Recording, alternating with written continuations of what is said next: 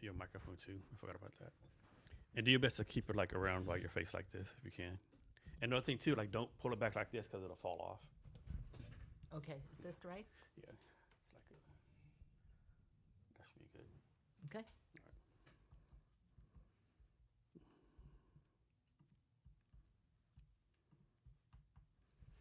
Hello, and welcome to Jason Cavness Experience. I'm your host, Jason Cavness. Our guest today is Sabina Nawaz. Sabina, thanks for being here today. Thank you, Jason. So I always try to start off with, hopefully it's a softball question. Can you talk about either like how you're taking care of yourself or what you do for fun or like some of your hobbies? One of my hobbies is dancing to what's called Bolly X music. It's Bollywood songs in a fitness program, and I love doing that. I also, one of the things that I'm proudest of last year, people think I'll tell them the thing I'm proudest of is I had this best-selling book that came out.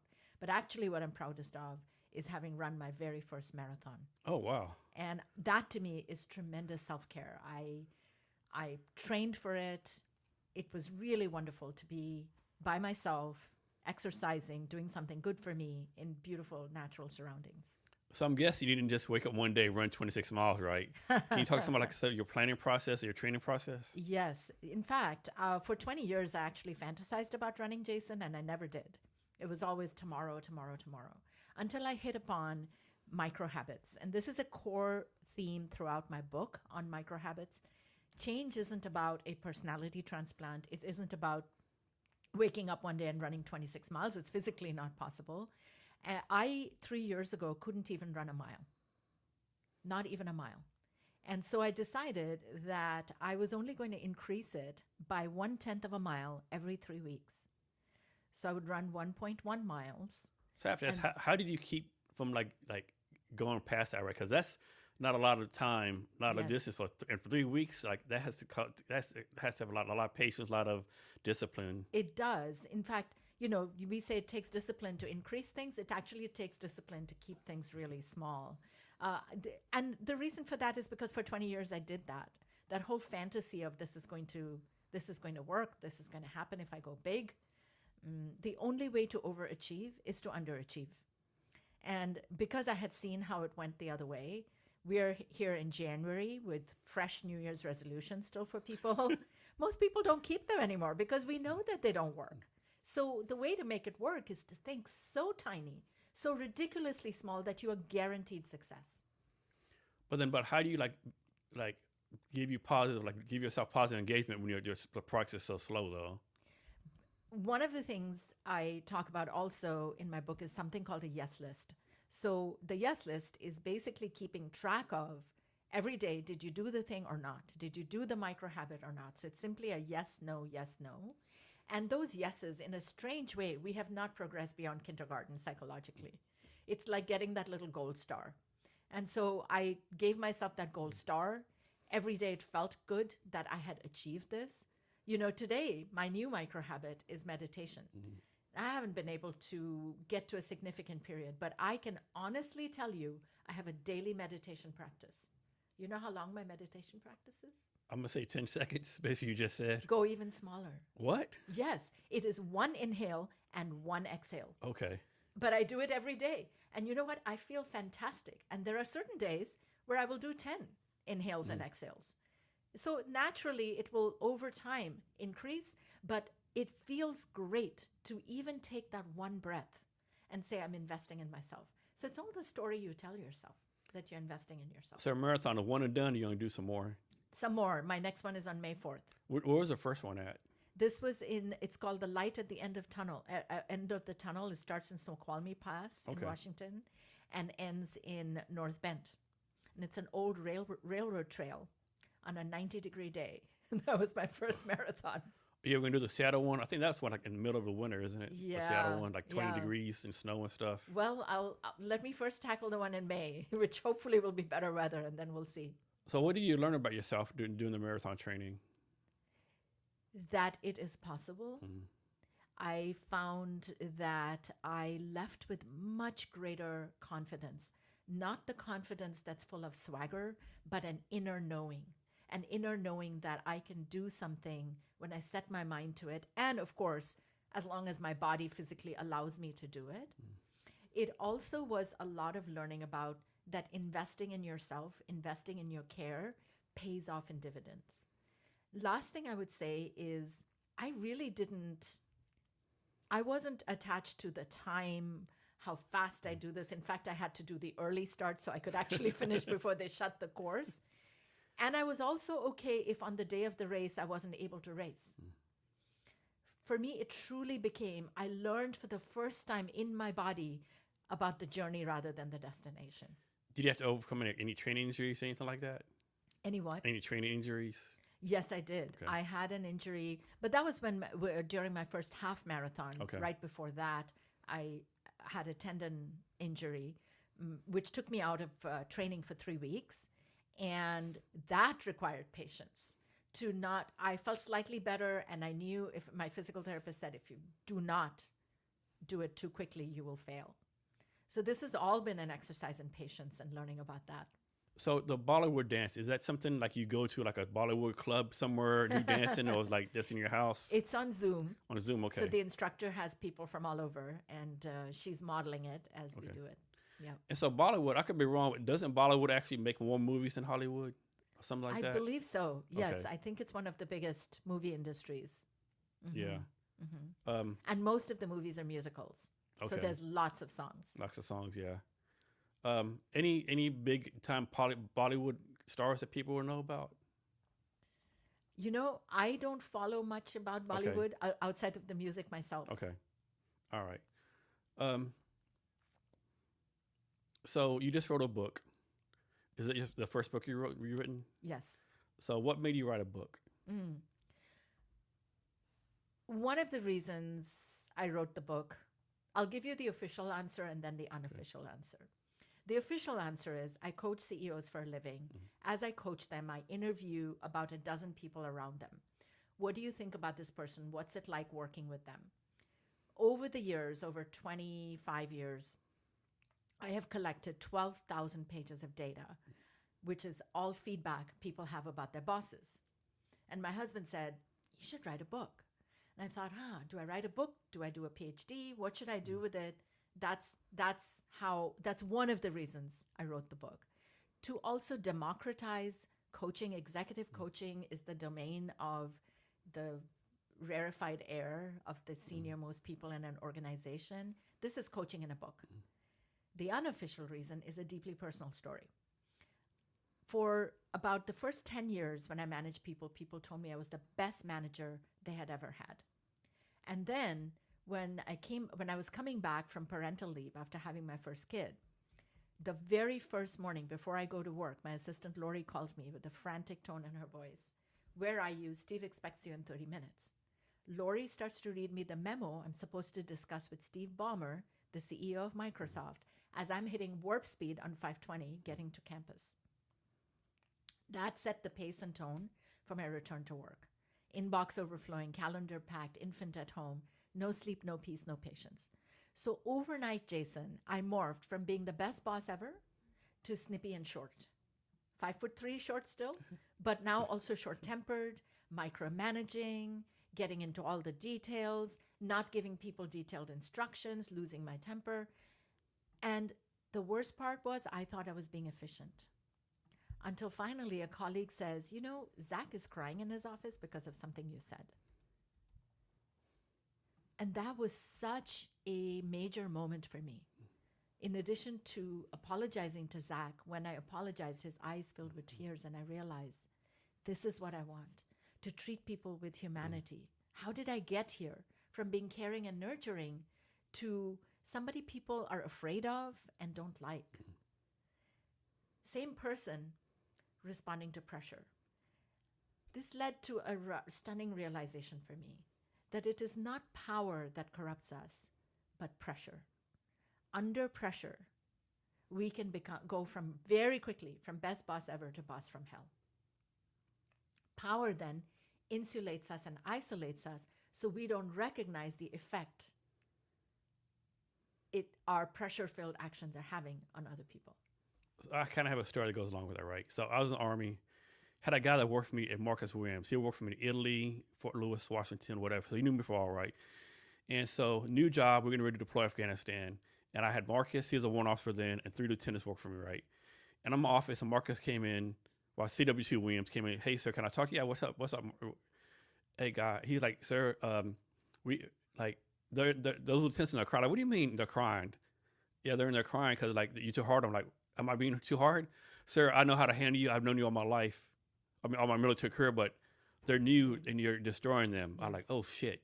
Yes. I had no idea. Cause I've been the same thing. And I literally like had these. And I was like, I'm just telling them what they're doing wrong, but Yes. they sir, you deliver, you're this. Yes. It's a new breed. Like I had to change everything up. Yes. So true. Thanks for sharing that, Jason, because no matter who we think we are, look, we're rarely the villains in our own story.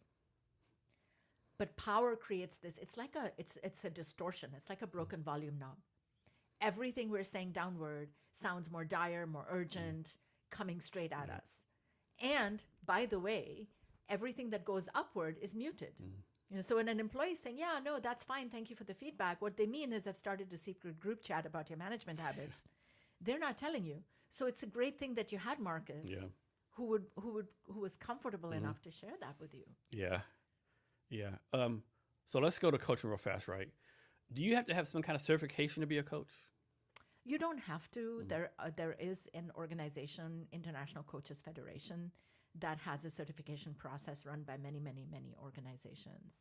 My career in coaching started being thrown off of the deep end of the pool because I was an engineer at Microsoft for almost 10 years and then switched into HR and started working with Bill and Steve and senior executives at the company to create the company's succession planning process, run their executive retreats, and so on. So that's how I started first, is experientially before getting a lot of training. So this is my perception, right? It is like there's so many coaches out there who are like, I don't say they're scams, but like, should they really be a coach, right? For example, I had a good friend, Daniela Young. This happened a long time ago. She met a coach somewhere here in the Seattle area because she needed a professional coach. And the coach was like, yeah, I need $1,500 a day to sign you up, right? I just think there's a lot of stories where coaches are like, should you really be a coach, right? And so how do you like deal with that? You know, like coaches, like so-called bad coaches, putting a bad coach name out there, if that makes any sense. Well, I mean, you absolutely want to make sure they have some credentials. And the credentials don't have to necessarily be certifications, but what is their experience? What experience are they building on to work with you? What is their clientele like? Are they willing to show you some recommendations they received? Like, for instance, you can go to my LinkedIn, you see about 200 recommendations. You could get a sense from there. What sectors do you work in? Maybe that makes a difference. Once you've done the basics, it's then also making sure the connection, the chemistry works really well. When I was at Microsoft, I used to hire a lot of the coaches from the outside for our executives. And the same very well qualified coach could be wonderful with one person and not so good with another because they just didn't connect. So let's suppose somebody wants to be a coach and they actually have a good background. Suppose they've been 10, 20 years, wherever. No, let's say someone's working at ExxonMobil for 25 years and I want to be a coach for, like, you know, small energy companies, right? Yes. They have no clients, no nothing. How do you recommend they get started? As a coach? Yeah. Do some work for free. Say it aloud. Say it again, right? So many people hate that though, don't they? Yes. I mean, what I mean by do some work for free is set expectations low and practice. Hey, this could be a win-win. I get to practice. Look, after 25 years, we just came out with brand new curriculum based on my book for training managers. And I went to a local university and I said, look, here's a win-win. I would like to test this content out, me and my team, with a live audience. You get it for completely free as training. You feed your people lunch, we will give you a full day of free training. Okay. It's invaluable to see the reactions real people have versus what we design in our own homes. So for your person, like, when do you move on from a client? Is it like when the so-called products are done, or like just walk away? How does that work? Yeah, as a coach? Yeah. Well, you may not even have to wait as long as the thing is done. If things are not working well, you're best served to leave if you know it's not going to work. You've tried a lot of things. You've given feedback. You've discussed the relationship. It's not working. You do yourself and them a favor by leaving. Okay. I had a client where for every meeting we had, 5 of them got rescheduled. And I finally said, look, clearly this doesn't seem like a priority for you and your calendar or your assistant. I don't think this will work well, because if we're talking every 2 months, all you're doing is catching me up. We're not making the best use of your time or mine. But that actually completely changed our relationship for the good. I was ready to walk away at that point. He said, you know what? Let's do 30-minute meetings instead of 60-minute meetings. We completely rejiggered it. No more reschedules. It was a fantastic relationship. But that may not always happen. Can you talk about how like you figure out your pricing or what to charge? That's a really tough thing. And just about everybody I know who's gone into business for themselves struggles with money. We have our own money baggage from our childhood. I'm sure our therapists could tell us about that. And when I first started, I clearly wasn't charging enough. And the reason I knew that was I was on the phone with a client. She had told me what she wanted. I'd come back. I said, here's a proposal. This is what I'll do. This is how much it'll cost. And there was complete silence on the phone. And this is when I was just starting out. So I'm very eager for the work. And in the silence, I'm thinking, shoot, I asked for too much money. What do I do? Now I can't negotiate against myself. And you know what were the next words out of her mouth? That's it. She said, I was willing, Sabina, to pay you 3 times what you just asked me. I had a colleague lined up with his budget to offset this. And I thought, oh my gosh, clearly I have data here that I need to pay attention to. But it was still really hard for me to ask for more money. And my friend Jean Mendez gave me the best advice ever. She said, what are you afraid of by asking for more money?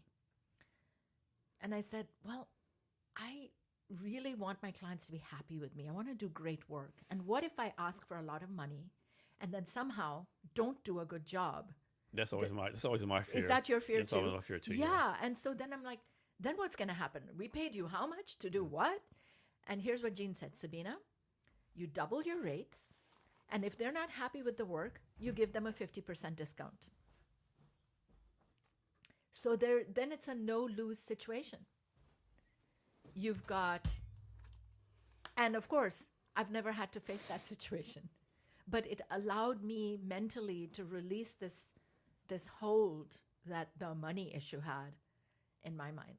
So it's really first figure out your mindset. There's obviously a lot of technical things you want to do around market intelligence and billing and all that kind of stuff. So I'm gonna guess this is different for each client, but for each client, how do you determine if it's a success? It is different for each client. I don't wait till the end of the project to determine it's a success.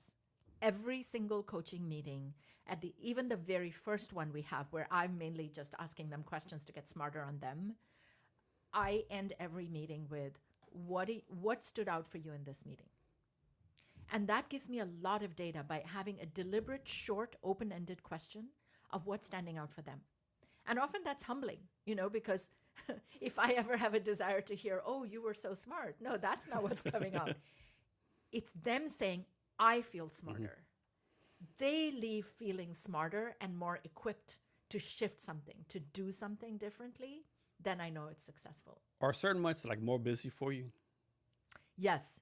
January. Okay. I'm sure you can guess why. Yeah. Everybody wants to turn over a new leaf. Yeah. And the other one is September. September? At the end of the summer. Okay. So people have taken time off over the summer, et cetera. Now they're coming back. And September has sometimes a tighter turnaround than January because they know that come third week of November, they're back off again. Yeah. How do you deal with needy, so-called, I'll call them like needy clients? Great question. You mean needy clients? Can you give me some examples of needy? I have many. But, yeah, like suppose I'm your client. Yes. We do a meeting today. Yes. And an hour later, I'll call you back up. Hey, Yes. I forgot to talk about this. Yes. I'll call you, always calling you, always emailing you. Yes. Yes. Can you do this? Exactly. Can you do this extra thing for me? Yep. So my clients come to me and it's not just, this meeting and then we're done. It is a retainer. Do you give them homework, so to speak? Yes, they have homework. Okay. The homework is not 5 hours of extra work. It is more when you go to this next meeting that you're already going to be in, try this thing slightly differently. So it's that. But best way to deal with needy clients, first of all, is upfront. How do you contract with them upfront? And I don't mean the legalese contract, but I tell them, look, if something happens in between meetings and you cannot wait for 2 weeks, you call me. But if you call me every day, we're going to have a different conversation. This is not what I mean. And in my written stuff, I say up to an hour a month or up to 30 minutes a month, depending on the kinds of agreements that we create. When they respond in email, when they ask questions in email, because I do provide a ton of online input. Hey, can you look at this email thread? Or I've got to go into this meeting. Here's how I've framed the topic. What do you think? Etc. I will always ask them, when do you need it by? And I will be honest with them. If they say, gosh, I have to turn it around by end of day today, and if I'm talking to you for 3 hours today, I'm not going to be able to do that. So I say, sorry, not going to happen. Ask again in the future. If it's possible, I will do it. So I'm going to guess that when you deal with clients, it's in their best interest to always be honest with you, right? Yes. Are you able to kind of tell when they're like maybe not telling the whole truth or being kind of lying? I don't know if anybody's outright lied to me. I mean, I'm sure they have, given thousands of people I've talked with. There's definitely things that may not come out up front. So first of all, I assure them that unless they tell me something illegal or inappropriate, it is completely confidential. Is that by law you have to do that? Or No. just, okay. No. No, it's not like attorney-client privilege, but it's kind of like that from my values, my ethics, and most coaches will assure you of that. Because I don't want my client to worry, no matter what, that, oh, what is she going to go tell my boss or HR? So there's that. That'd be horrible. And yeah, exactly. And then the second piece is when they share something and I notice some discomfort, perhaps, maybe they've broken, their eye contact is different, or often people have tells in their voice. Yeah, I'm sure you're pretty good at seeing those kind of clues. Yeah, exactly. So when I notice something different from their normal pattern, let's say they don't do ums and ahs very often, but now they are. Or they're drinking water a lot, or their eyes are roaming around too much on the video. Then I just hold that back to them and I go, I noticed that you're doing this a lot. I wonder what that's about. Either that, like directly confronting them. Another could be, is there anything more? Is there anything you haven't said that you think would be important? Yeah, but you're really good at asking those follow-up questions. Yes. And again, very open-ended, see what comes out. So 2-part question. Part 1, how many clients do you have now? Part 2, how many clients can you do maximum?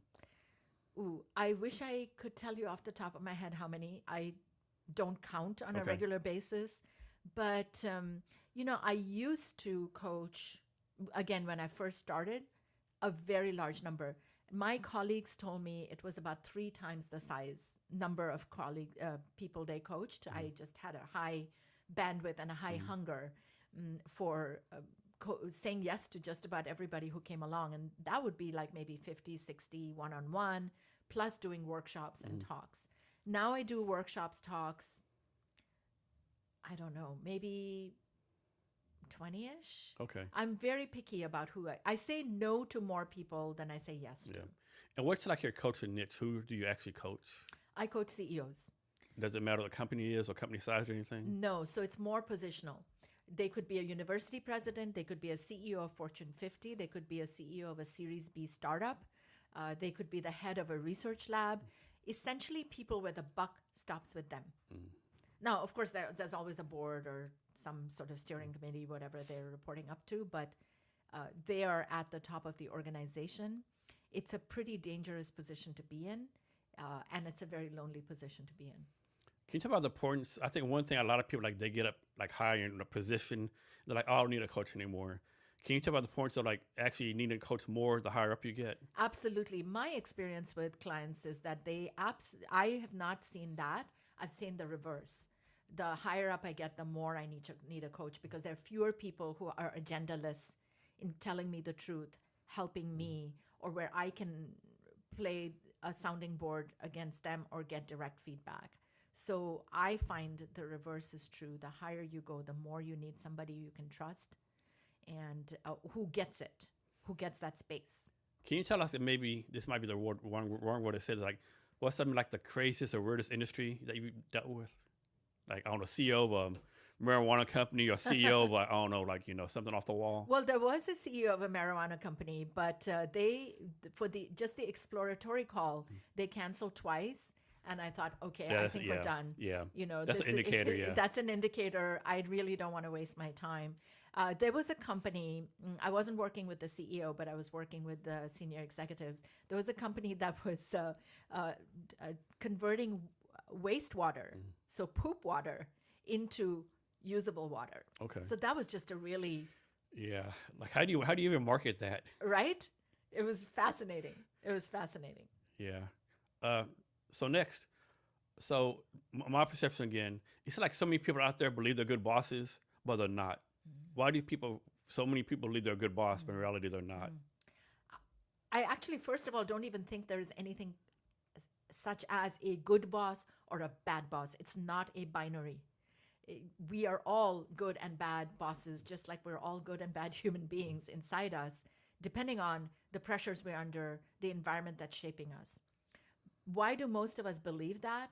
Because fundamentally, we don't understand the effect our actions have on other people and the effect of what I call the power gap, the distance that is naturally created by hierarchy. The room shifts when power is in the room. People no longer tell you the truth. Your jokes are suddenly funny enough to land you on America's Got Talent. So this gap emerges, and across that gap, no one's telling you what's actually going on. So you would start to believe your own stuff. And most people don't wake up in the morning. There might be one or two exceptions, but most people don't wake up in the morning saying, let me make life miserable for my people. Most people wake up saying, I want to motivate my people. I want to give them clear direction. I want them to succeed. We want to get epic stuff done. And I'm sure the people that you were told were crying, you didn't wake up saying, I want them to cry and be miserable, right? So we wake up with the best of intentions, but that's not how it shows up. This is one of the things I talk about in You're the Boss, about new level, new rules. The very strengths that get you there are looked at very differently from a perspective of someone who has less power than you. So for example, a classic one would be if you're very detail-oriented, it'll suddenly look like you're micromanaging when you're the boss. But let's say you're very calm. What's not to love about that? Well, someone might think you're not interested in them. You're not passionate. Now, let's say you're really passionate. They might think you're angry all the time. My husband tells me this all the time. I'm very expressive and I raise my voice when I speak. And he's like, what are you so mad about? And I'm like, I'm not mad at all. And then my voice rises even more. So the translation across the power gap has a lot of gaps. Do you remember this about power gaps, whatever? I don't remember this. So about a month or two after President Barack Obama got out of office, someone asked him, like, what's the bigger difference since you're like ex-president? He said, I no longer win at golf. So true. So true. So let's talk about this. I think a lot of people mess up or they need training on is like how to manage a boss, right? Yes. I think a key is like you need to learn how to manage a boss. Can you talk about that? About what's key about managing your boss or what's... Yes. Why you should learn how to manage your boss. Yes. It's vital to manage your boss because your boss is just as clueless as you in many ways. People say, oh, we don't have a North Star. We don't have a direction. If only my boss would give me that. Well, guess what? Do you think if your boss had that, they wouldn't give it to you? Yes, they would. On the other hand, you might be complaining because you do have a North Star, but you don't like it. Here's one specific tool that's particularly helpful when you're managing up. One of the most insidious ways to create a power gap is when we make up stories about what our boss is thinking, specifically what our boss is thinking about us. We love to personalize and catastrophize what happens with our boss. So imagine this scene. You see your boss, Jerry, standing by the elevator as you get into work. And you are chirpy and cheerful and you go, weekend plans, Jerry? And Jerry is just looking at you with that stone face that many bosses have, sipping his venti Americano. So attempting to move the stone, you say, I'm going to see the new Marvel movie. Nothing from Jerry. Stone face, he squints, shrugs, gets in the elevator, and you're thinking, he definitely heard me that time. What a jerk. Is this because of that email I didn't respond to? Or maybe he has like 20,000 things in mind. Exactly. Or maybe his boss just cussed him out. Exactly. Or he drove his surly teenager off at school. Yeah. Right? So he's not judging you for your movie preferences. He liked the Marvel movie. He's not seething about that email. He may not be sentient until his second cup of coffee. Yeah. Right? He's not mad at you. He's mad at the sun for rising. Yeah. So you can do this. You can practice this exercise that I call multiple meanings. Make up multiple meanings. Make up at least 3 different meanings before you take action. You know, instead of going, oh, screw this, I'm out of here, and you've composed a resignation letter after one short elevator ride, what if you said what you just naturally said, Yeah. Jason? Maybe he has this, this, or this. That will immediately de-escalate things in your head. It'll be good for you, good for your temperature and blood pressure as well. Have you heard this? I might be making this up, but isn't there a thing that says like however busy you are, your boss is 5 to 10 times more busy than you are, or something like that? Yeah, And absolutely. then that 5 reports even multiply more. Yes, exactly. Okay. Exactly. I think a lot of people don't realize like how busy their boss is. You might think your boss not doing nothing, Yes. but odds are your boss is doing something. Yes, and I have had countless people who call me when they've just gotten promoted to that next big level, and they say, I thought my boss was doing nothing, or why weren't they doing this or that? Now I know. Now I know. Because there's one of you, and they're dealing with many of you. Yeah. And they're dealing with all the stuff above them. Everything above them. Yeah. Here's a question for you. Do men and women lead differently? The reason you see me hesitating is I'm going back to those 12,000 pages of data first. I was very surprised by that data, Jason.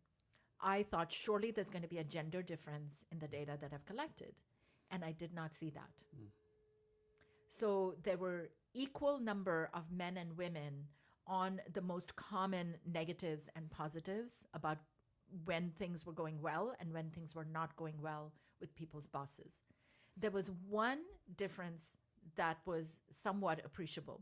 And this is what I call the sole provider. This is where a boss has a tendency to jump in and be the only one, or think they're the only one who can take on something. And there's 4 different kinds of sole providers. One of them is what I call the caretaker. My team is too busy. I'll jump in and do this. They're rescuing their team. It's a particularly busy time of year. Of course, when is it not a particularly busy time of year? So in those cases, the caretaker seems to be a little bit more gendered. Obviously, more women going into that. But by and large, at least from my data, I was expecting to see a much bigger difference. I did not see that. Okay, that's good to hear. And you did some coaching at the UN? I worked with people at the UN. Can you talk about that experience? Well, I can't really reveal specific details about whatever I do, Okay. but what I can say is that I really appreciated the gravity of challenges that people have to face. So if you are feeling sorry for yourself about what a tough job I have as a boss, there's a boss out there who has a tougher job than you, where real lives can be lost. And there are things that you couldn't imagine in the comfort of certain Yeah. countries. Yeah, like off subject, like I know a lot of people talk about the poor people in America. Like I've been in the Army, I see we're destitute, right? A lot of our poor in America would be middle class places out. Of course, we have poor people, homeless people, a lot of problem. Like a lot of people, like man, if you're getting like 3 meals a day, maybe it's not steak and lobster, but you're eating 3 meals a day and you have a bed over your head, like you're doing better than most people in the world. Everything is relative. Yeah. Everything is relative. So what's a problem you see most leaders underestimate when they become like managers? No doubt it's their power gap. They think, well, I'm just one of the guys and gals, you know, how I smile all the time. They're friends. No, they're not. And I'm not like one of those bosses, Sabina, that you're talking about, that you've written about in the book. I said, want to bet? And when I interview people, sure enough, that power gap shows up. They really underestimate. They don't think they're as scary as they actually are. And it's not personal. It's positional. And they really underestimate that.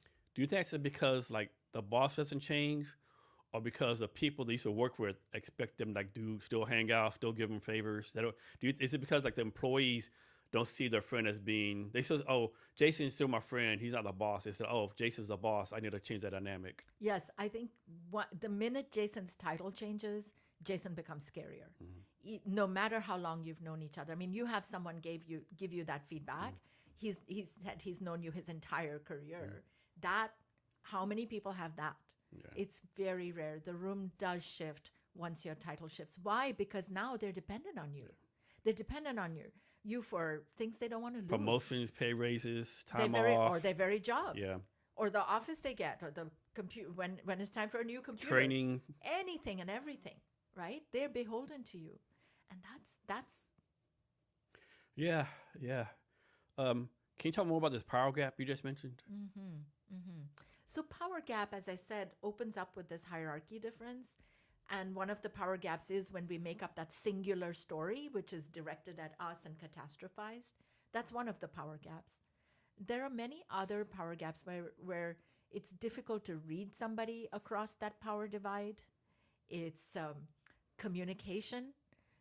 Now, my book talks about 7 different communication fault lines, if you will. But when we give feedback, so for example, we give feedback, and this is couples research that shows that John Gottman, who studies couples, said that for your partner to believe that you've given them equal amounts of positive and negative, you have to give 5 positives for every 1 negative. And the partner perceives it as 1-to-1.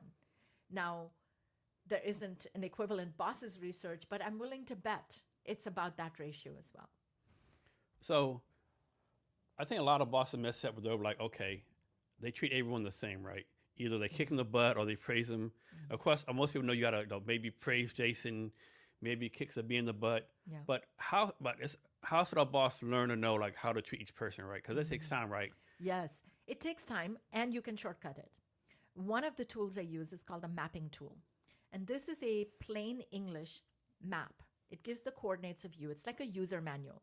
So on one column, you write about your specific peculiarities. And you do this as a boss, and you ask your people to do this for you. So you can say, I frown a lot. I'm not a morning person. So you could do it with facial features. You could do it about time of day. You can do it about modes of communication, like I prefer short emails. And on the other column, you write down what to do, how to work with you. So, excuse me, I frown a lot becomes frowning is my thinking face.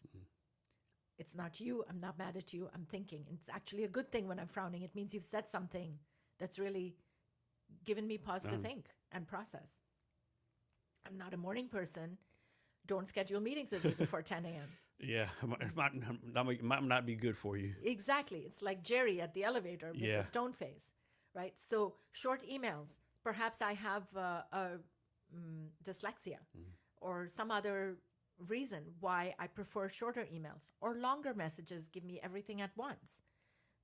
So doing that between boss and direct report really helps the boss understand, how do I work with each person? How about this? Like suppose like there's a boss, we'll call him Tom Brown, and Tom Brown prefers like phone calls, but Mary prefers text, Susan prefers email, someone else prefers Zoom. Should the boss like communicate with the way his people want to communicate, or should he make them communicate like what he wants to communicate? Yeah, I think it's a both and. It's hard to scale that. If you're completely customized and bespoke to every single person, so you might say, hey, whenever I can, I'm going to do email or Slack or Teams or phone call, etc. And there are certain things I'm going to do that are more sort of standardized to me. Do you think we have an over communication? Maybe not over communication, probably over like tool problem, like I say, Teams, Zoom, always to communicate, but it's like communication is getting worse.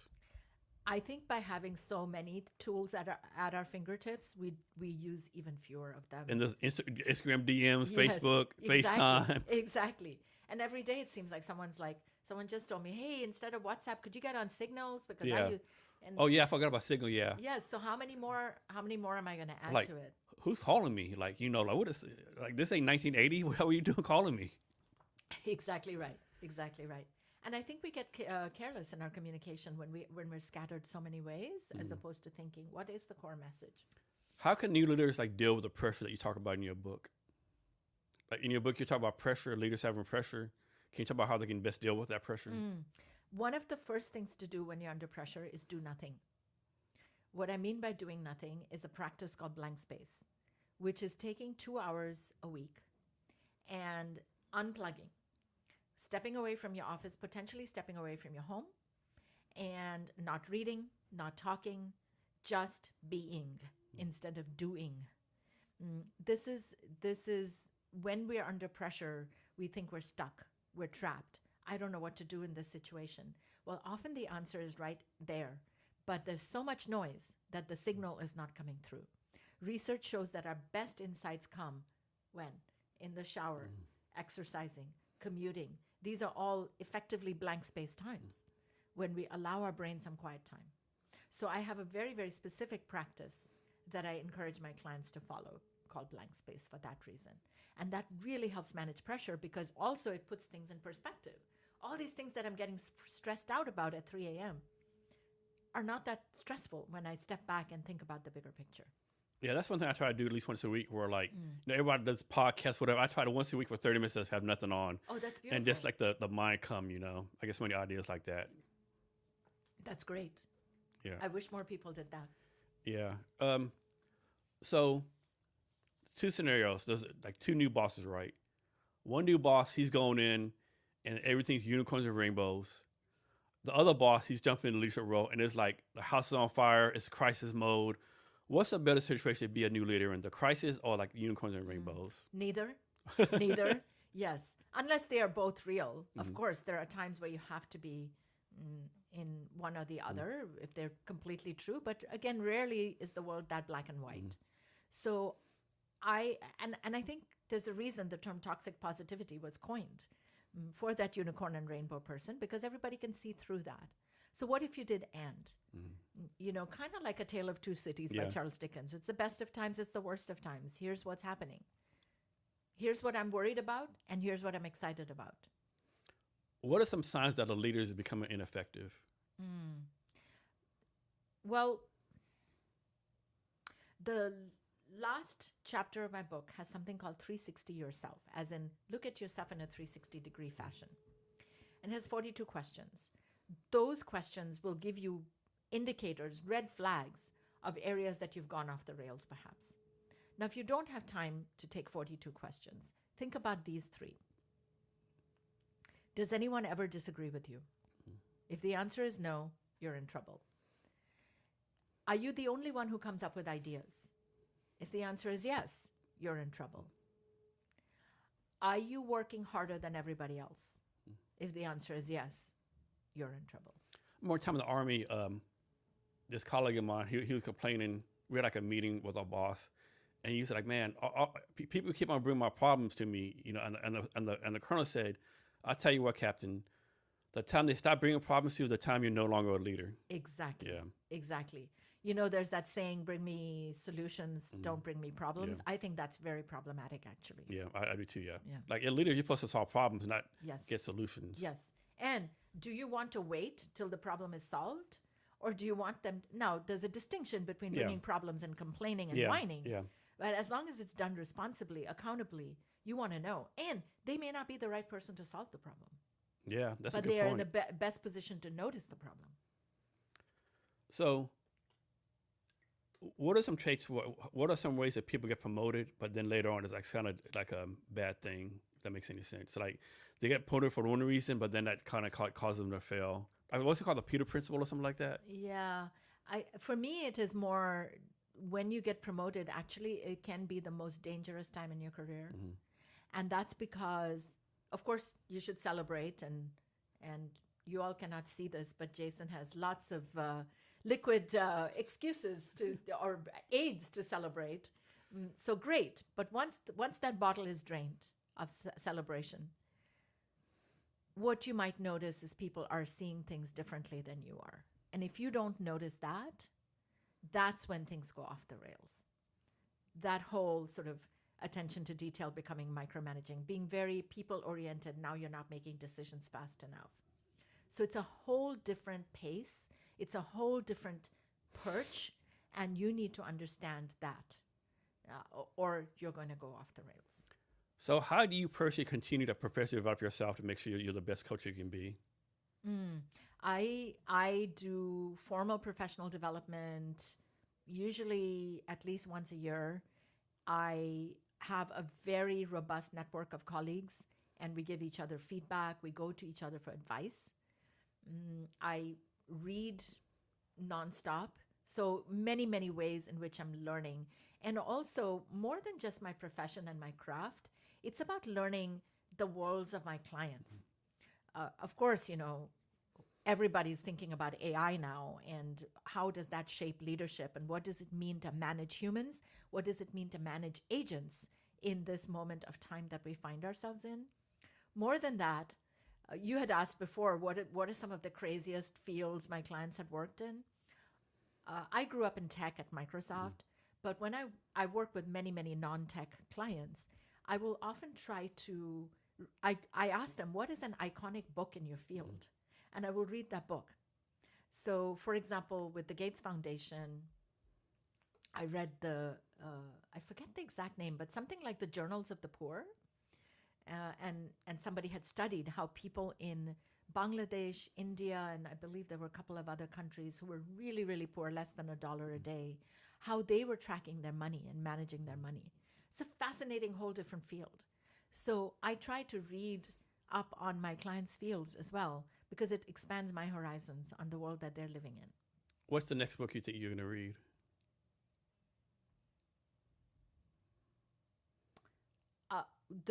So there's an organization called the Next Big Idea Club that curates books by Adam Grant, Susan Cain, Malcolm Gladwell, and Dan Pink.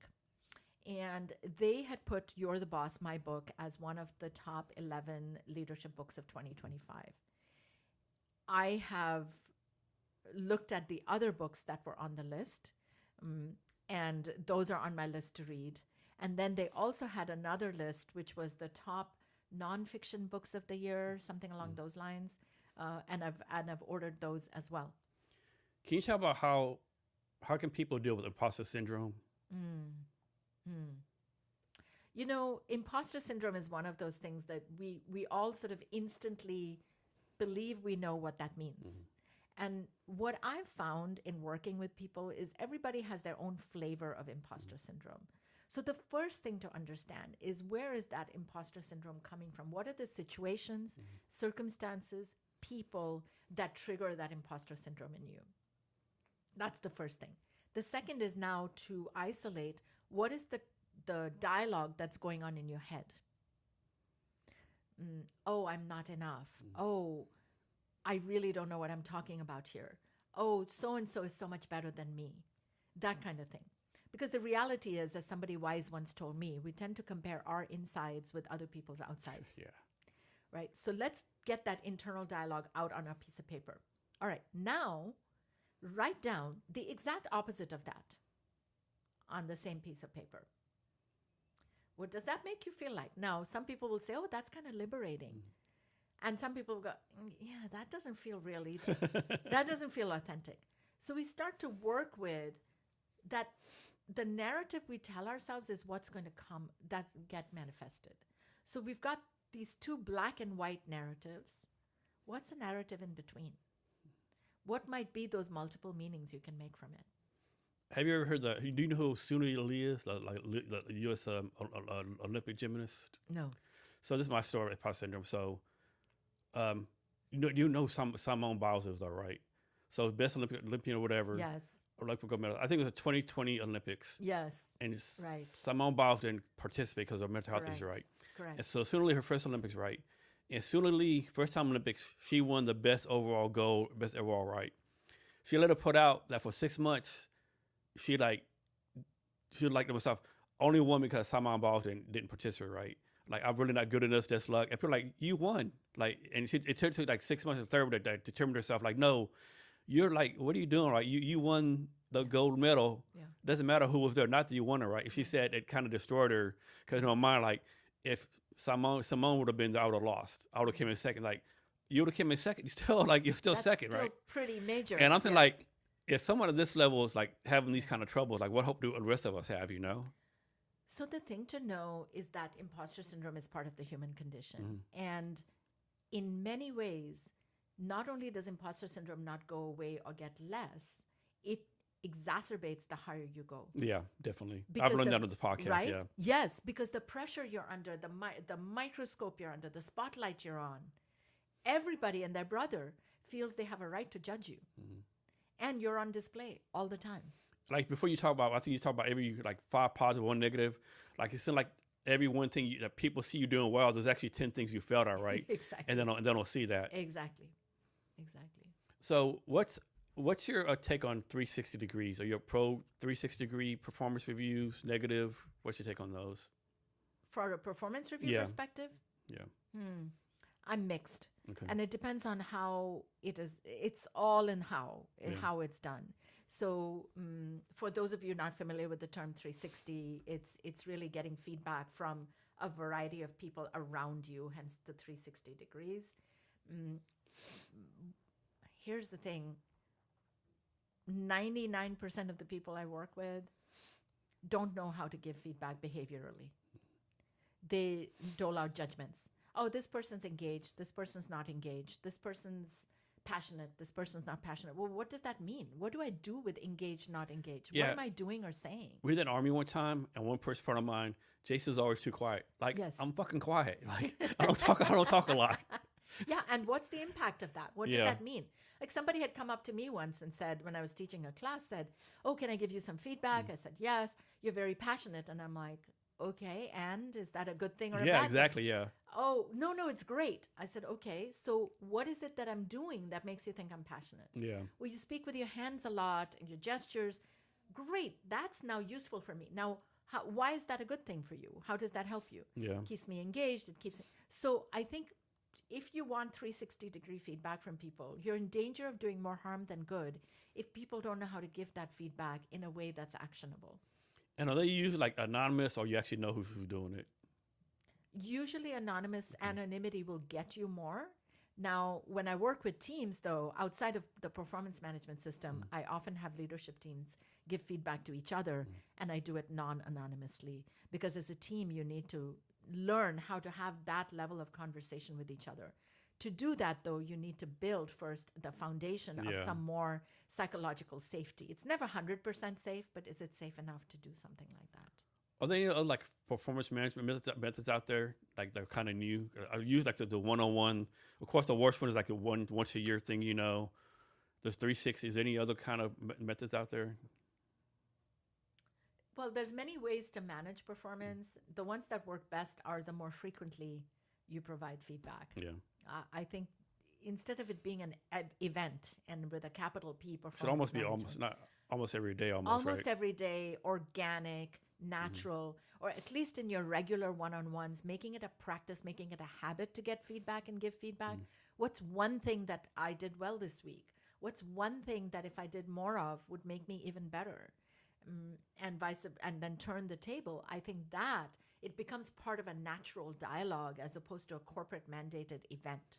This is probably a bad analogy. I remember someone saying like, when I fire someone and they had no clue I was going to fire them, I failed as a boss. Exactly. I failed as a boss. I failed them as a boss. Absolutely. Yeah. So back to the book. So the book, was it self-published or a publisher? It's published by Simon & Schuster. Okay. How did that relationship come about? Because that's a pretty big deal, right? Aren't they like pretty well known? They are. Okay. I worked with an agent, so it took me a long time to do this whole book process, and I read 6 books on how to write a book proposal. So nonfiction books always first come with a proposal, not the book itself, which in itself can be somewhere between 50 and 100 pages long. So it's almost like writing a book first, before writing the book. I wrote a proposal, shopped it around to 5 agents. They all said yes, which was great, and then chose to work with one of them. She then had me completely rewrite the entire proposal. After we were done with that, she pitched it to a number of publishers. I think it was about a dozen that expressed interest in the book and interviewed me. And of the interviews, I believe we got 7 or 8 offers. And Simon & Schuster was one of them. And then from the time you had the idea to the time it was published, how long was that process? About 2.5 years. Okay. And then talk about the actual book writing process. You like every day I'm gonna write 30 minutes, or like whenever you had inspiration? I wish I had a rigid process that I think it would have made things a lot easier. But I wrote every week. Let's put it that way. There were some days I wasn't writing. I was prioritized on client work, which always comes first. But there were other days where I was writing all day, like on a Saturday, by myself. And sometimes having a separate space was really helpful too. So if I was in a hotel on a trip and I didn't have other distractions from my day-to-day life, it really helped me get in the zone and get into the gestalt of writing, if you will. And do you actually get a pen and paper write, or you were actually typing it? Type it. Typing, okay. Yeah. And you do like, okay, chapter 1, chapter 2, or you're like kind of all over the place? It was more of an outline first. It was the framing and understanding the concept and the outline. And this is not a solo process. I had lots of people helping me along the way, and understanding what's the flow, what's the overall thesis, which is pressure corrupts, not power, and then power isolates. Getting to that, and then saying, okay, so if I've got pressure and power, I'm going to play with those concepts.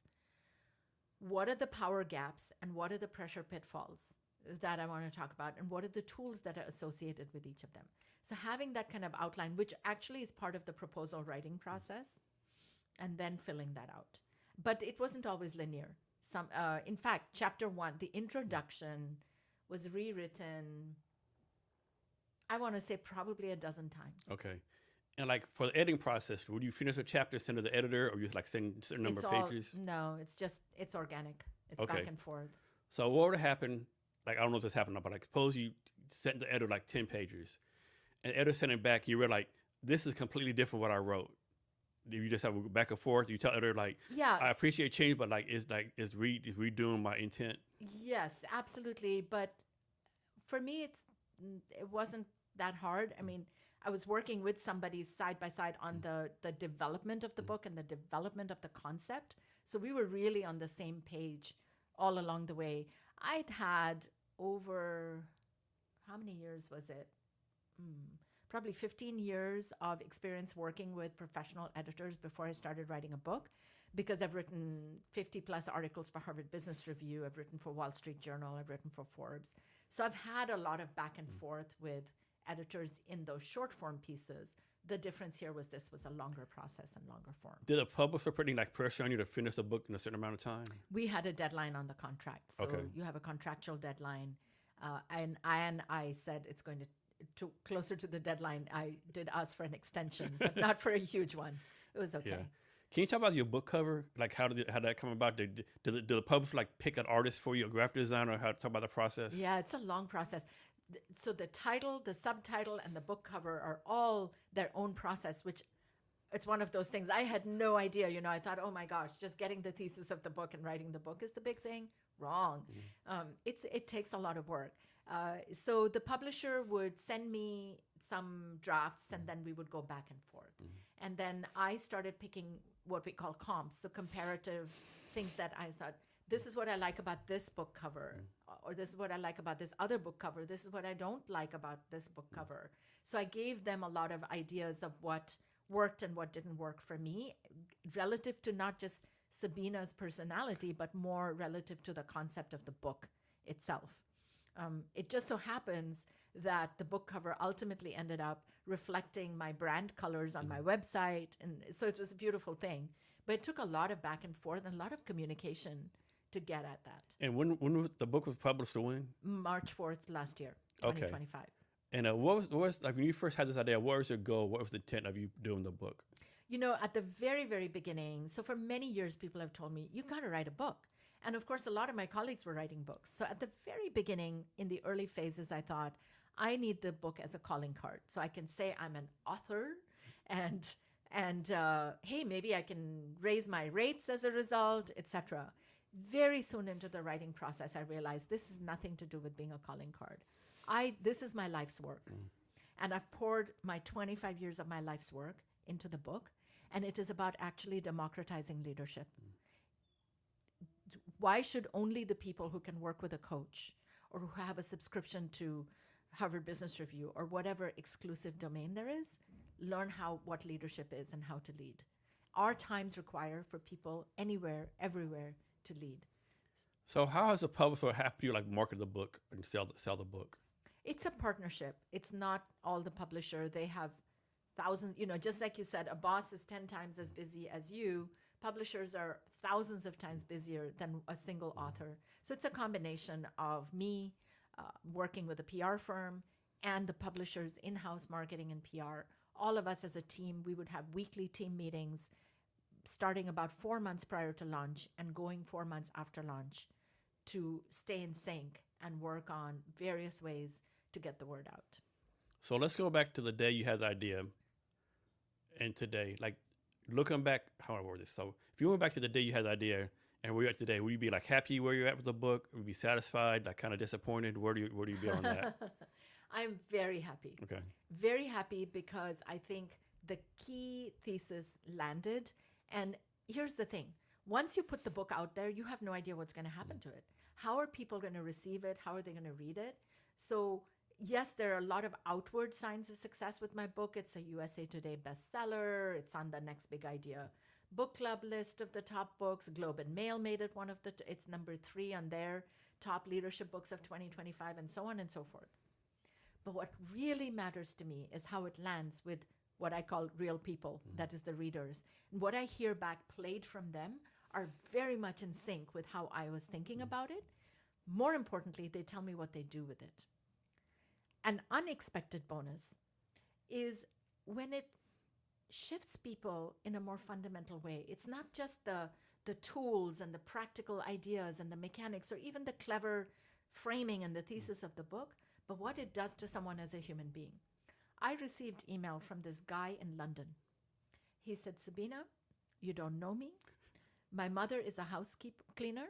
My dad works in the factory. I am the first in my family to receive a formal education. I grew up in the same part of the world that you did. And knowing that someone like you has written this book gives me the confidence in my first role as a manager that I can make it. Man, that'd be really heartwarming for you. Oh my gosh. That's worth it. That's worth it right there. Done. Check. Right? There's lovely to get all those awards and things that I can pat myself on the back about. But that right there, human impact is what I wake up in the morning for. So how's this book improved your business? Is it more clients? Have you more speaking engagements? Has there been a direct line between the book and your business? It's hard to tell.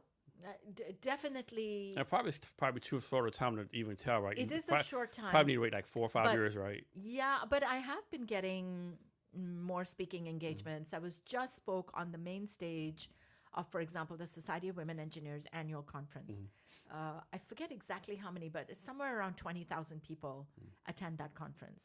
So to be on the main stage of something like that on the heels of launching a book, fantastic. And I love speaking to large audiences. So it works out really well. I think for me, it's not about getting more clients. It's about getting less clients. That's my goal. Oh, actually, that's a good point. Yeah. It's about getting the right clients with the right impact. So I don't have to keep searching for more and more. When you do speaking engagements, do you find the way you prepare is different between if you speak in front of 20 people versus 20,000? Is that preparation different? Is the saying? It's not the size of the audience that changes the preparation. It's the content and the goal. So if it's a workshop, it's a very different kind of content. If it's an interview like this, it's a very different kind of content. But if it's a speech, it's a keynote, it doesn't matter how many people are in the room. It's the same level of preparation, which is massive amounts of preparation. So you talked earlier, I think in the pre-talk, how you do jumping jacks before you go on stage. Any other tips you can give people, be a better public speaker? Oh gosh, there is an article I wrote in Harvard Business Review a while ago now. It's called something like Know Your Presentation Cold. It depends on what kind of public speaking you do. If you're a professional public speaker like me, where you are giving keynotes and you do some content that gets used multiple times, you need to know it cold. You need to memorize it because memorization doesn't trap you, it gives you freedom. It Yeah. frees you up Definitely, yeah. to be fully present Yeah. in the moment, because then I'm not worrying about what comes next. I know You exactly what glance on the comes up. slides and Yes, stuff like that. never. Yeah. Right? I know it backwards, forwards, sideways. When somebody is coaching me, I can say, all right, I'll pick it up on page 4, because then I can be fully present and engage with the audience and not have to worry about that. So if if you're professional, do that. Do not half-ass memorize a speech. That's what most people do, and then they say memorization is a really bad idea. Yeah, I'm with you, right? Yeah. So in those cases, and especially if you're not repeating what you're saying, the return, because memorization and knowing it cold takes a long time. When I did my TEDx talk, I believe I spent, now I'll get the number wrong, but somewhere in the ballpark of 150 hours For a 9-minute talk. for a 21 minute 21-minute talk, okay. 21-minute talk. But know your bullet points, know your transitions, and get your beginning down pat. So your first 5 sentences you should know cold, Yeah. no matter what. I think what I like about memorizing, like you memorize it, right? And even like you're giving a talk, whatever, like 4 minutes in, you kind of get a brain lock. You can instantly like go or pivot some kind of way, Yes, right? Yeah. Exactly. I've done that a lot. Where I memorize something, and like start talking, Yes. like I And know then what I just said. freeze. Yeah. Yes. Yes. Where if you just like looking at bullets, like, oh, what does that mean? Yeah. Yes. Some people make mistake. Yeah. So talk about the points of like, of course, what to say, like more people would rather die than publicly speak. I think like if I was give advice at 50, it would be like learn how to public speak, how to do sales, learn fixes, and learn how to code, right? No. Talk about the points like public speaking, right? Just for personal, career-wise, personal-wise, all that kind of stuff. I was a huge fan of my kids' school, where every year the kids had to give a speech. Every year from grade 1. What a wonderful way to desensitize somebody to the scariness of it before they even know what fear is. Now, most of us don't have that luxury. So what opportunities do you have to speak? Go ahead and embrace those. Now, they don't have to be public speaking with a capital P. Hey, I'll show up at the kids' school thing and do whatever it is, talk about my career, etc. So finding every opportunity, it's about practice. It's really about practice. So I was in the Army for 25 years, and obviously the Army does a lot of things wrong. But one thing the Army does right, from the earliest rank, for like E1, E2, you made to get in front of a group of your peers and give a class, do public speaking from the very beginning, yeah. Nice. Which is one thing they do well. So I think a lot of people are not leaders. They think, oh, I'm so busy. But being busy is not a good thing, right? Yes. Can you talk about that? Yes. The trap of busyness? Yes. I mean, unfortunately, in our society, we use busyness as a badge of honor, as a status symbol. How many times do you meet somebody? This just happened yesterday. How you doing? Keeping busy? Now, if I say, no, I'm not keeping busy, I'm going to look like a total loser in their eyes. And if I say I'm really busy, now, oh, yeah, I know, life is so busy. And our whole conversation is about busy, and we didn't really talk about anything. Busyness is a choice. So one thing I started doing, suppose I ask you, how you doing? You say you're busy. I always say, but how productive are you? Yeah, it's a great question. Yes, is it better? Are you being productive though, you know? Yes. Are you being impactful? Are Yeah, you being productive? that's a good one too, yeah. Being impactful. Yeah. Talk about this, right? You talked about this a little earlier. Like a lot of times, like managers, they jump in, want to help. But sometimes it's better, like you said, do nothing and let your people figure shit out, because then they grow without you like being over them, right? Absolutely. You do it with guardrails. You don't do it and throw them off the deep end of the pool. You want to support them. So you might teach them along the way, but then start to say, all right, I'm going to have training wheels are coming off, and let them do something. Be the third person to speak, not the first or the second. So you can still provide your answers. You don't leave them high and dry. You don't leave them with some incorrect or stupid idea walking out the door, but be the third person to speak, not the first or the second. So back to the question about different leadership styles. Is there any data about, extroverts versus introverts, or like the Myers-Briggs, INFJ versus ENFJP? Any data on that, like different leadership styles and those different things? Every style, every personality type has blueprints for success. I think the biggest trap is if you're a certain type to try and pretend to be another type, because you think, oh, that's back to comparing our insides with other people's outsides. So sometimes the biggest change is to just accept yourself the way you are. and use that and leverage that, your core fundamental ways of doing things, your strengths, to succeed. Yeah, so like I'm an INFJ, supposedly only 1% of the world. In the military, we're like meetings, right? And I would just hate it when I'd be the last one to talk, right? Because everyone's gonna run. I'm overthinking shit, I would always like do my best to be the first one. Even like I do like pitches, I always try to be the first one, right? It drives me crazy to be the last because I'm overthinking shit. Like, oh man, I didn't do that. They're saying this, they're saying that. My mind starts messing with me. Yeah, so now your mind is in a whole different place. Yeah. Completely different zip code. Yeah. I always try to go yeah. first best I can. That's a great strategy. Yeah. Yeah. Are you writing a sequel to your book? I am not. No. At least not at the moment. Okay. Have they reached out to you yet and like said anything like this book is doing so well? Oh no. This is just early stages. Okay. I'm still very much in the mode of working with this book. Okay. Because we now have a full curriculum for managers. That's essentially, it's so interesting. After I wrote the book, I recognized that just about every chapter is like a 60 to 90 minute workshop. Yeah. And so I'm now really focused on bringing that to managers across organizations. So I'm very much in that mode right now, embracing the book. And I think I see you've done some book signings. How does that work? Does like not a book club, like a bookstore reach out to you, or does your manager do that? Yeah, many different ways.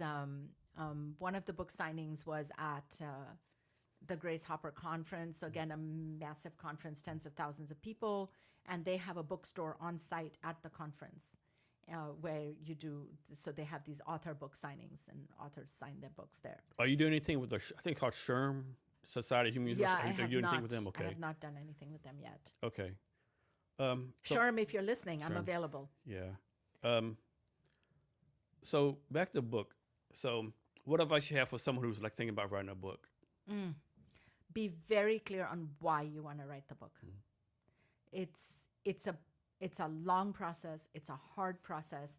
It's a process that takes up a lot of your life and time and mindset. So if you're not clear on why you're writing the book, don't write it. Was there any time when you said like, man, I'm this like you had imposter syndrome, just wanted to quit, and you just kept on doing it? All the time. All the time. It's so difficult. And there were times I had no idea. I'm like, I don't know if I have any idea that's worth putting on a piece of paper. Why am I doing this? I think a lot of people, they got forced to be leaders, but is there anything wrong with someone like being like, you know what, I don't want to be a leader. I just want to do my job 9 to 5. That would be fantastic. I think the world would be a better place if some people recognized that it's not in their role to be a manager. I had a client like that. We did a 360, interview-based 360. I gave him the feedback. He said, Sabina, I just don't think I'm a manager. I'd rather do something more at an individual contributor level. And that's great, because he had the humility to recognize this wasn't filling his cup, and it certainly wasn't making life easy for the people around him. How do you prevent this, right? Like, suppose you're a boss, you have 10 people working for you, right? And we'll say your employee, Tom Brown, this guy's a superstar, right? He's always there on time, always performs. How does the boss prevent other people from thinking Tom Brown's his favorite, that perception thing? Like, yeah, he's my favorite because like Tom Brown's performance, of course, my favorite. But of course, your boss, you really can't let that be known, right? So how do you like kind of hide that, if that makes any sense? Well, one would be to make sure you're not just referring to Tom Brown all the time. Because aside from favoritism, which is a great question, it's also about holding everybody accountable. Often we pile on unfairly at times a disproportionate amount of work on the people we know will step up and do it. And soon those people are working nights and weekends and sacrificing family time, whereas the other people who we know are not as great a performer are having a great time going to the ball game, which they should at times. Yeah. But making sure you're holding other people accountable at the same time and mentioning them. That's one thing the Army gets bad a lot of times. In the Army, we had a saying, the reward for good and hard work is more good and hard work. Yeah. Yes. Or other people like to get the slack off. Yeah. Yes, I that's think one that's thing really Army important. does wrong. Yeah. What's one trait do you think is most important for a leader to have? The capacity to unlearn. See, we didn't get to senior positions by not learning, and also by not doing things right most of the time. In the age of AI, in the historical era that we're in, no one knows what the right answer is going forward. These are unprecedented times with no playbook. And if we just lean on what has worked up to now and what we learn and what we know, we will not be able to learn new things. We have to free up some space in our brains by unlearning and letting go of some of those things so that we can learn what's I to agree. come. I think one of the big things you said earlier, like most people, they learn later on, like the more you learn, the more you unlearn, something like that. Something like that. Yeah. The more you learn, the less you know. Yeah. Yeah. There's a guy I follow on X or Twitter, you want to call it now, named Sitting Sharp. He's like product developer in San Francisco. He said his goal every day is like be less wrong today than he was yesterday. Yeah. So that's pretty good. Yeah. I might have asked you this before, but like, so someone gets promoted and they have the leadership style, right? And 5 years later, they still have the same leadership style, regardless of how high they up. Why do you think that is? That's a problem. And this actually leads to authenticity and why that's a trap. I don't mean values. Absolutely have a core set of values and keep them consistent over time. That's what creates trust. That's what creates credibility and predictability. But if you say, I got to be me, I got to be authentic, then maybe you should still be your 5-year-old self who has tantrums on the grocery floor when your mom didn't get you the popsicle you wanted, right? Authenticity can become an excuse for not changing and learning and growing. Do you think middle management is going to become extinct pretty soon? Certainly what we're seeing right now with the layoffs is the massive thinning of the middle management ranks. I don't know, who knows what will happen. I don't think so. I think there will be middle managers, but how middle managers manage is likely to change drastically. Why should like not only managers but people in general like make sure they take care of themselves? If you don't take care of yourself, how do you take care of anyone else or anything else? Many of my clients, and myself included, reached a point in our health where we got a message that like game over unless you shift, unless you change. Unfortunately, many people have had to do things as a result of that. Like I suffered from debilitating vertigo, where once I got a vertigo attack that day, it didn't matter if I was going to go see the Queen of England. I wasn't going to go see the Queen of England. I could not function. I threw up violently. All sorts of things would happen. And that was a direct response to stress and how I wasn't attending to managing stress. Many of us have superhero syndrome. Again, we're successful, we're high achieving, we're high flying. So recognizing the signs ahead of time. At one point somebody had told me, you need to sleep more. And I thought, but how am I going to get all this stuff done? Yeah. And guess what? I actually not only got all that stuff done, I am way more productive after I increased the number of hours I slept in a night. So managers have all the stuff they're dealing with, and now AI on top of it. Like this, like, okay, you got the fire and then here's some gasoline, right? Any advice on that? AI is something that has created deep polarities, like many things in our times right now. And everywhere from this is going to be like the second coming to this is the end of the human race and everything in between. The vast majority of people don't really know how to fully harness AI and use it. It's here to stay. Regardless of what your relationship with it is philosophically. So I think it's about understanding what is your relationship with AI? How do you harness it for good in ethical ways? The workforce is shifting. Your role as a manager is shifting with AI. How are you going to manage an agent and get work done? Whether you want to or not, you're going to have to manage agents. So part of it is dealing with the reality and then making some decisions based on your values. So kind of off subject, but like, is there any data out there that says like remote work or hybrid or in-person or combination is better than one or the other? Long before COVID, actually, there was a large research study done on people who were taking customer support calls, and they were doing this remotely. They found that if people were fully remote, their rate of promotion was retarded compared to people who were coming in to work. Because you see the person every day, You see the familiarity. person, exactly, familiarity. There's so much more information that's getting exchanged about our body language, You're going to etc. get a cup of coffee with the boss, and All those informal, inorganic connections. The research shows so far that it's sort of a mix now of like 2 to 3 days in person and the rest remote.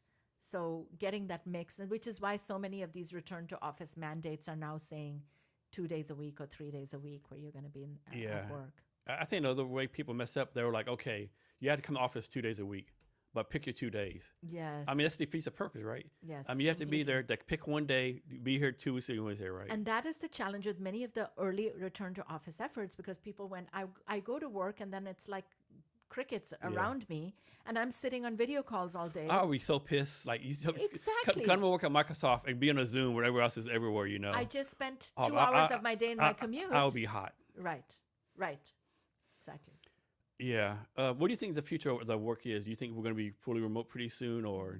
And I think what people don't realize, like, of course, all the stats show, work, commute, blah, blah, blah. But these companies, they're paying big money for these buildings, right? And they have to justify some kind of, you can't pay like $100,000 a month to have this nice building that's empty, right? Yes. Now, some of the smaller companies are actually divesting themselves of all real estate leases. So there's that. And then what happens to all these buildings? There's a lot of... I mean, they've talked about homeless camps and like rentals. So many things, and you think about books like Ready Player One. Are we going towards that kind of world? Oh, wow. I didn't think about that. That's a good point. Right? I mean, think about the things that were said in that book, and we don't want to spoiler people who haven't read it, but I mean, there's a lot of indications we're moving in those kinds of directions. And this might take a remote work too. Like, I'll talk about me first. Like, everyone says I work better at home. Like, do you really? Like me, I can't work from home, right? Like, you need the discipline of an office, or what is it? Like, if I work from home, I'm waking up late. I'm eating 20 snacks. I just watched one episode of whatever. Next thing I know, I've watched the whole documentary on Netflix about something. The bed calls at 2 afternoon. So I'm not saying I want to go into like Amazon 9 to 5 every day, but I usually have to go somewhere, right? Yeah. And plus, you're home, like the wife wants something, someone else wants something. Yes. Just too many distractions. And a lot of people are not being honest about that, I think. For sure. And I think what I notice when I do in-person events, like a leadership team offsite or a workshop, is these days people are way more present in those in-person interactions than they ever were. I noticed that too, yeah. In the past, it would be effort to get them to get off their phones and computers and be fully present. People really appreciate, because they recognize how much of a luxury it is now. Yeah. And they appreciate that face-to-face time. Even during breaks, they're spending time talking with each other, connecting with each other. So will we ever go back to a fully in-person? No. But can we deliberately architect and design how we get together? You bet. I think you appreciate this. Like I said, I'm an introvert, right? Yes. And during COVID, I like, man, after 2 weeks of lockdown, I got to talk to someone besides my wife. Like, I need even as an introvert. Yeah, I need to see someone pretty soon. I'm going batshit crazy. Yeah. So even I was like, man, this is ridiculous. Yes. Think what else? So, is there this might be a loaded question. Is there a favorite? If someone can only read one chapter of your book, what chapter should it be?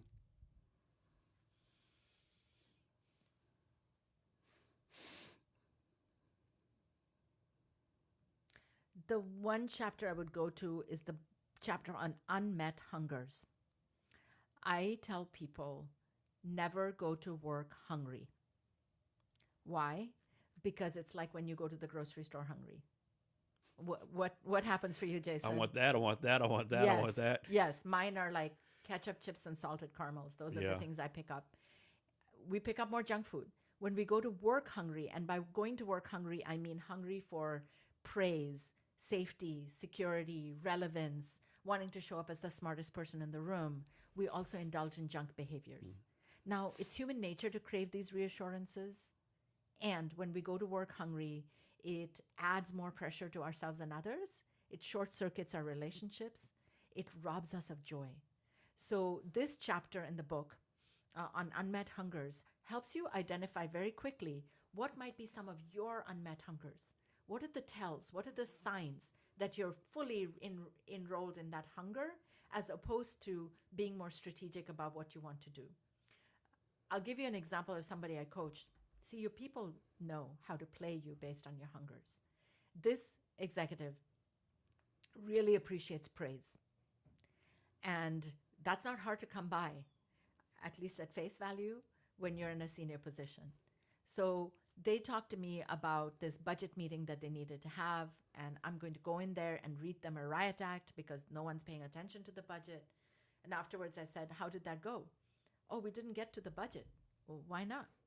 Oh, they started talking to me about how great I did in that other talk. So they completely distracted this person because they know the hunger this person has for praise and affirmation, and took them off the agenda of the work that needed to be done. So this is off shop, right? So I'm in the Army, right? So I used to be addicted to Starburst, right? And the candy? Yeah. Yeah. And my people in the Army, when they heard the bad news or wanted to get off, they would bring me like bags of Starburst, yeah. Exactly. I would instantly get happy, forget about everything. I would leave for like 30 minutes and eat it all down. Oh, and that's too funny, Jason. Yeah, so this was a literal hunger they were feeding. And they're like, man, they were managing me pretty well, yeah. Yep. So who's running the show? Your hunger? Yeah. Or you? My hunger, the Starburst, yeah. So how should someone deal with this, right? I suppose someone has like they have a decent boss. The boss has like short temper or whatever. Maybe, let's say they're not the best boss, they have a short temper. And you know the boss needs to be doing something differently, right? Mm-hmm. How do you go into your boss knowing you probably get yelled at, whatever, and try to take care of your boss, even though you know your boss doesn't want you to take care of him? Yes. So first of all is to recognize and empathize with the pressures they might be under. So going, hey boss, I noticed that lately you've been working extra long hours, and I know you're worried about this acquisition here, you're worried about that team member there, whatever else. Must be tough. You've got a lot on your mind. I know you can't share everything that you have on your mind, but is there anything that's on your mind that I can help you with, or anyone else can help you with? So just starting from that place so they feel gotten. And then at some point saying, would you be open to some feedback?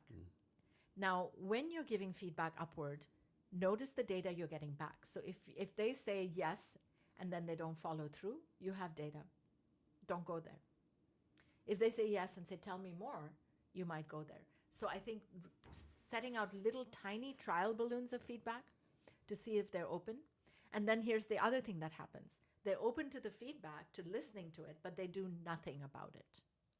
So that's the second test that you would need to run.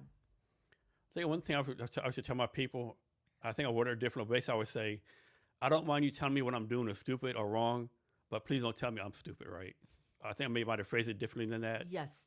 So it's back to, Jason, the point about making the feedback behavioral. So I know what I'm doing or not doing. I know exactly what to do differently. Talk about this. Talk about the importance of as an employee, making yourself indispensable to your boss, like making your boss know that you do this very well, or you do this, I personally think it's a mistake to make yourself indispensable. Okay. Even in this world of layoffs. Here's what happened to me. I went to my boss. I was running a test organization, and I said, I want to move to program management. He said, never going to let you move to program management. You're one of the best test managers in the company. Shoot. Now that's going to stop my career progression. So if you are indispensable, you're not going to move anywhere. Now, if that's your goal, great. Work on that. That's a very good point. Yeah. So talk about this. I can't remember his name, but there's a quarterback in NFL this year. I think his offensive coordinator got fired, right? And he personally took blame at a conference, press conference, I blame myself. I didn't play well for my boss being fired. Now, in the long scheme of things, him not playing well probably had nothing to do with the guy getting fired, right? Should people take responsibility for the boss getting fired? Oh, wow. I thought you were going to ask a different question, which is, should the boss take responsibility for people getting fired? Yes. Should people take responsibility for the boss getting fired? I love that question. Yes, they should. Now, should is a strong word, and it's not that extreme, But often we like to keep things simple. We like to scapegoat people. Mm, we like to talk ill of the departed, namely the boss who's just gotten fired. But but it's usually a dance. We're all complicit in that. What did I do or what did I not do that didn't set them up for success? Is it your boss's job to make you successful, or is it your job to make your boss successful? Yeah. The answer is yes. Yeah, I agree. So back to Army, another thing the Army does wrong, I think, is like, so let's suppose I'm still in the Army and I work for Tom. Tom's a horrible boss. Tom does everything wrong. In the military, I would never go to Tom's boss and drop a dime. Like, that would never happen, even though I probably should, because it's seen as disloyal, right? And so, like, how do people deal with that, right? Like, being loyal to a bad boss, you don't want to go overstep bounds. But it would be actually better if, someone told on Tom, because he's a horrible boss. He's keeping the organization back. But, like, in the military, that would never. If I did that, my career would be over with. Your career's over. Yeah. Yeah, I mean, there are many mechanisms these days in organizations of a certain size, at least, where you can there could be some HR ways to talk through that. There are anonymous surveys and pulses.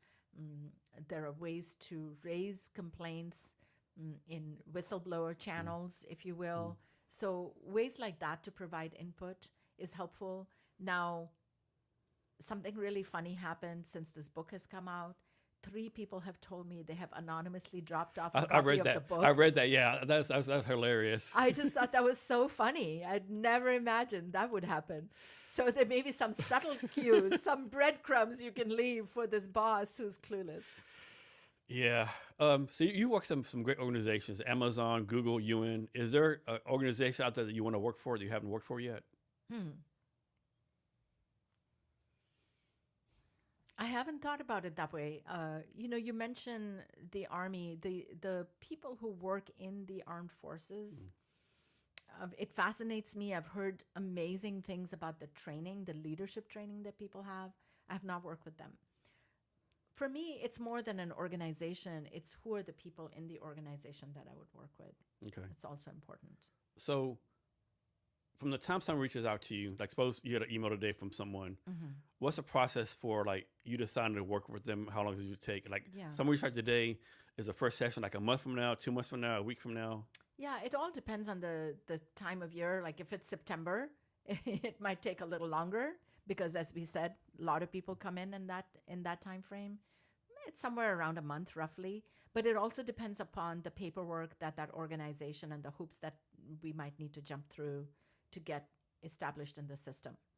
Like, how do you schedule? Like, are you working like 9 to 5, Monday to Friday? Are you taking 2-hour lunch breaks? Are you like working 7 days a week or like? Every day is different.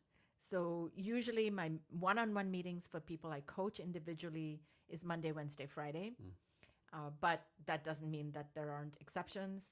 And then I could be traveling. Today's a Monday and I'm here, not at my desk coaching people. So I had 4 meetings before I came here. But now. And you like take vacations at the same time every year? Absolutely. Not at the same time. Okay. Just it depends. And is that number of days you take off each year differ? Yeah. Okay. Yeah. What's your next vacation place going to be? Japan. Oh, wow. Have you been there yet? Never. Okay. Do you do a lot of traveling? I love to travel. I do a lot of traveling for work as well. Okay. I was just in Singapore. Okay. Right before that, I think I was in New York, about to head to Orange County. What's our favorite place you've been to so far? Oh, gosh. So many. But the best vacation, favorite place is Iceland. Iceland? I want to go there. For some reason, I want to go to Norway for some reason. Yeah. I have no idea why. Like, I'm not a cold person, But you're drawn to it. Why are you drawn to it? I don't know. Like my thing is like, if it's 31 degrees, there needs to be snow on the ground. There needs to be snow, right? Like, why are you wasting this cold weather for? Yeah. Yeah. Awesome. What's a place you've been to where like you had a great time, and most people were like, "You had a great time where?" Like, no. Well, with Iceland, we went really off the beaten track. So there's a thing called the Golden Circle, which is like the I've heard that, yeah. Right? It's where the tour buses go and everything. We went all around the island and then into some side peninsulas and areas. And one of those, it's really hairy getting there, at least in my mind. And when were you there last? This was probably 3 years ago-ish. Okay. in August. And the drive up to this is windy, narrow roads with no guardrails. There are hardly any trees in Iceland, so you're seeing a sheer boulder drop. It's one-way narrow, but it's two-way traffic. Oh, yeah. And blind corners everywhere. And when you get there, it's called Latraborg, and you're walking on this cliff edge that has probably 1,000-meter drop. And there are signs everywhere that say, if you go towards the edge, crawl on your belly so you don't disturb the cliffs, and watch out because there's a lot of bird poop and you might slip and fall. So people might be like, you went where and you did what? Especially since I'm not a huge fan of heights. But somehow I felt completely calm and at ease walking the cliffs of Latraborg. Were you like, millions of people done this before, No, I just never even thought. I don't know why. I just loved it. Like a It sense was of calm just came over beautiful. you? Yes. Yes. Yeah. How long are you going to Japan for your book? No, just for fun. For fun? Yeah, Okay. yeah. Are you going to Tokyo or a different part? Tokyo, Kyoto, and Mount Fuji. Okay, Mount Fuji. I always forget Mount Fuji's in Yes, Japan. yes. We'd like to climb that. And how long have you been in Seattle? Oh, since 1990. Okay. So So you're a very long time. very long. Yeah. Can you give us like any of your favorite places to go hang out in Seattle? It's not a place. We are so lucky in Seattle to have so much greenery and so much nature. So any park or any hike or walk, I'm there. And then any favorite restaurants?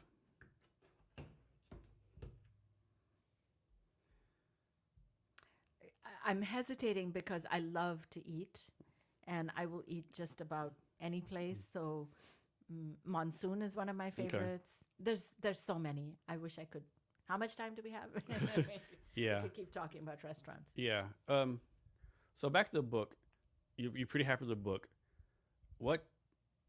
What's the plan for the book? As far as doing, are you gonna do like a book tour or anything like that? Or have you already done that? Yeah, there isn't as much of a traditional book tour anymore. But yes, I've done a lot of that already. So I think we had, I want to say 4 events just in Seattle alone at Seattle Town Hall, Third Place Books, all kinds of different, the Island Books at Mercer Island.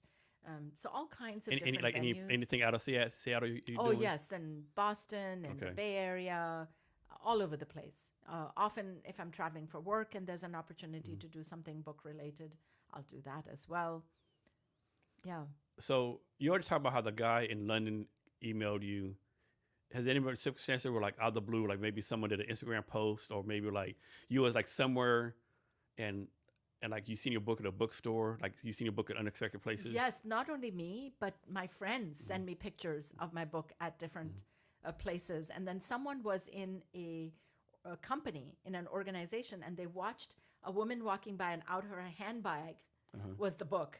And so she showed it to me. What I haven't seen yet, and I hope to, is somebody on an airplane reading my book. Oh, that'd be I haven't cool. seen that one. But I have had people come up to me and say, I've read your book. And it was great. Or, we start talking about the book. Did you do an audiobook too? Yes, And you did the voice yourself? I did the voice myself. I always heard that actually doing that is actually kind of harder than actually doing the book. Is that true? It wasn't. It was a blast. I had a really fun time. The person at Simon & Schuster who directed me was phenomenal. Obviously, she'd done it a lot. I've never done an audiobook. Yeah. How does this work for nonfiction? How do I not put my audience to sleep? Yeah. And she was great. So I had a really, really good time recording the book. So in writing a book, do they tell you of course you have your audience you want to write to, but they tell you, okay, even though your audience is CO level, private master's degree, they tell you even though that's the case, write it at a 5th grade level, 7th grade level, or they say write the book to education level. Yeah, I mean, there's no guidebook as such. It's you're hired to write the book based on your writing samples already. And I tend to write to people in plain English as much as I can at a basic level, and not because people's intelligence is basic, but because that's what we retain and remember, and that's what lands for us. So kind of a weird question, how do they go about deciding the font and font size of the book? Is that important? Does that matter? I'm sure it matters, and I have no idea. Okay. Because I'm not the expert on fonts. So Okay. I'm guessing that there's a lot of study Yeah, I would think so, that yeah. goes into it. Yeah. Yeah. And and so how many chapters are in the book again? I think 7. Oh no, it's like 13 or 13. so. Yes. So was that the original number of chapters you wanted, or they had you cut it down or add chapters? No, it was about what I wanted. Okay. Yeah. What are some lessons you learned writing this book you can pass on to other people? Who are writing books? Yeah. Stick with it. There will be tough times. You will be surprised by people. What I mean by that is there were some people I thought, oh, surely this person's going to help me out in the following way. They're going to do an endorsement. I know exactly They're what you're talking about, yeah. Yes. And not only did they not do that, they were nowhere to be found. Yeah. They completely iced me out. But far more people than that were people who came out of the woodwork to help me. So you have a pretty impressive list of people who did what's endorsements? The endorsements. Yeah, I mean, that's pretty impressive. It was amazing. It was amazing. Did you already know those people like personally, or? Almost everybody. Okay. Almost everyone. Some I did not, and I asked cold, and I got yeses, which was even more amazing. And then other people who, Andrew McMasters, who introduced you and I. Yeah. He's been so generous and gracious. Yeah, he's a great guy. He's a great guy. And another colleague of mine who had written a book the year before said, look, lots of people helped me. I'm here to help you. He gave me his entire spreadsheet of resources. Wow. Yeah. So, of course, now I do the same pay it for forward, some other yeah. people. Yeah. So talk about this, right? You bring a good point. We kept talking about all the great people we know. And it's a challenge of mine, right? Let's suppose I know 10 people. None of them that there's great people, great whatever, but one's a jackass. I always spend some more time on mine on the jackass than the 9 great people, right? How can I overcome that? This is something that has been a life lesson for me. I was born, I think, a people pleaser. And I never wanted to be disliked by anybody. And so it came as a surprise to me later in life that, oh, guess what? I am not universally beloved. There are people who actually dislike me. And once I started realizing that that's the reality of the world, it became easier for me to say, then can I be more picky about who I choose? And I guess it depends on in what way they're a jackass. Or am I jumping to some conclusion that I shouldn't be? But I make a conscious choice about who am I going to spend my time and energy on. So it's not just your time, but your energy. Who's taken up residence inside your head, and is that the voice you want in your head? That's a good point. Are you active on social media? Most active on LinkedIn. LinkedIn, okay. Okay, that's like your go-to, so to speak. How about networking events? You do a lot of networking events? Not pure networking events. No. But I do go to conferences and things like that. Okay. Has this happened, like someone read your book and they wrote you whatever, and they told you some stuff, and you're thinking to yourself, wow, they did not get my book at all? I have fortunately not had that happen. Okay. We'll see. Okay. It's still early days. Yeah. And don't tell the details, but like, did you get an advance or anything for this? Yes. Okay. Yes. And how was that? And that's pretty standard It's when pretty standard?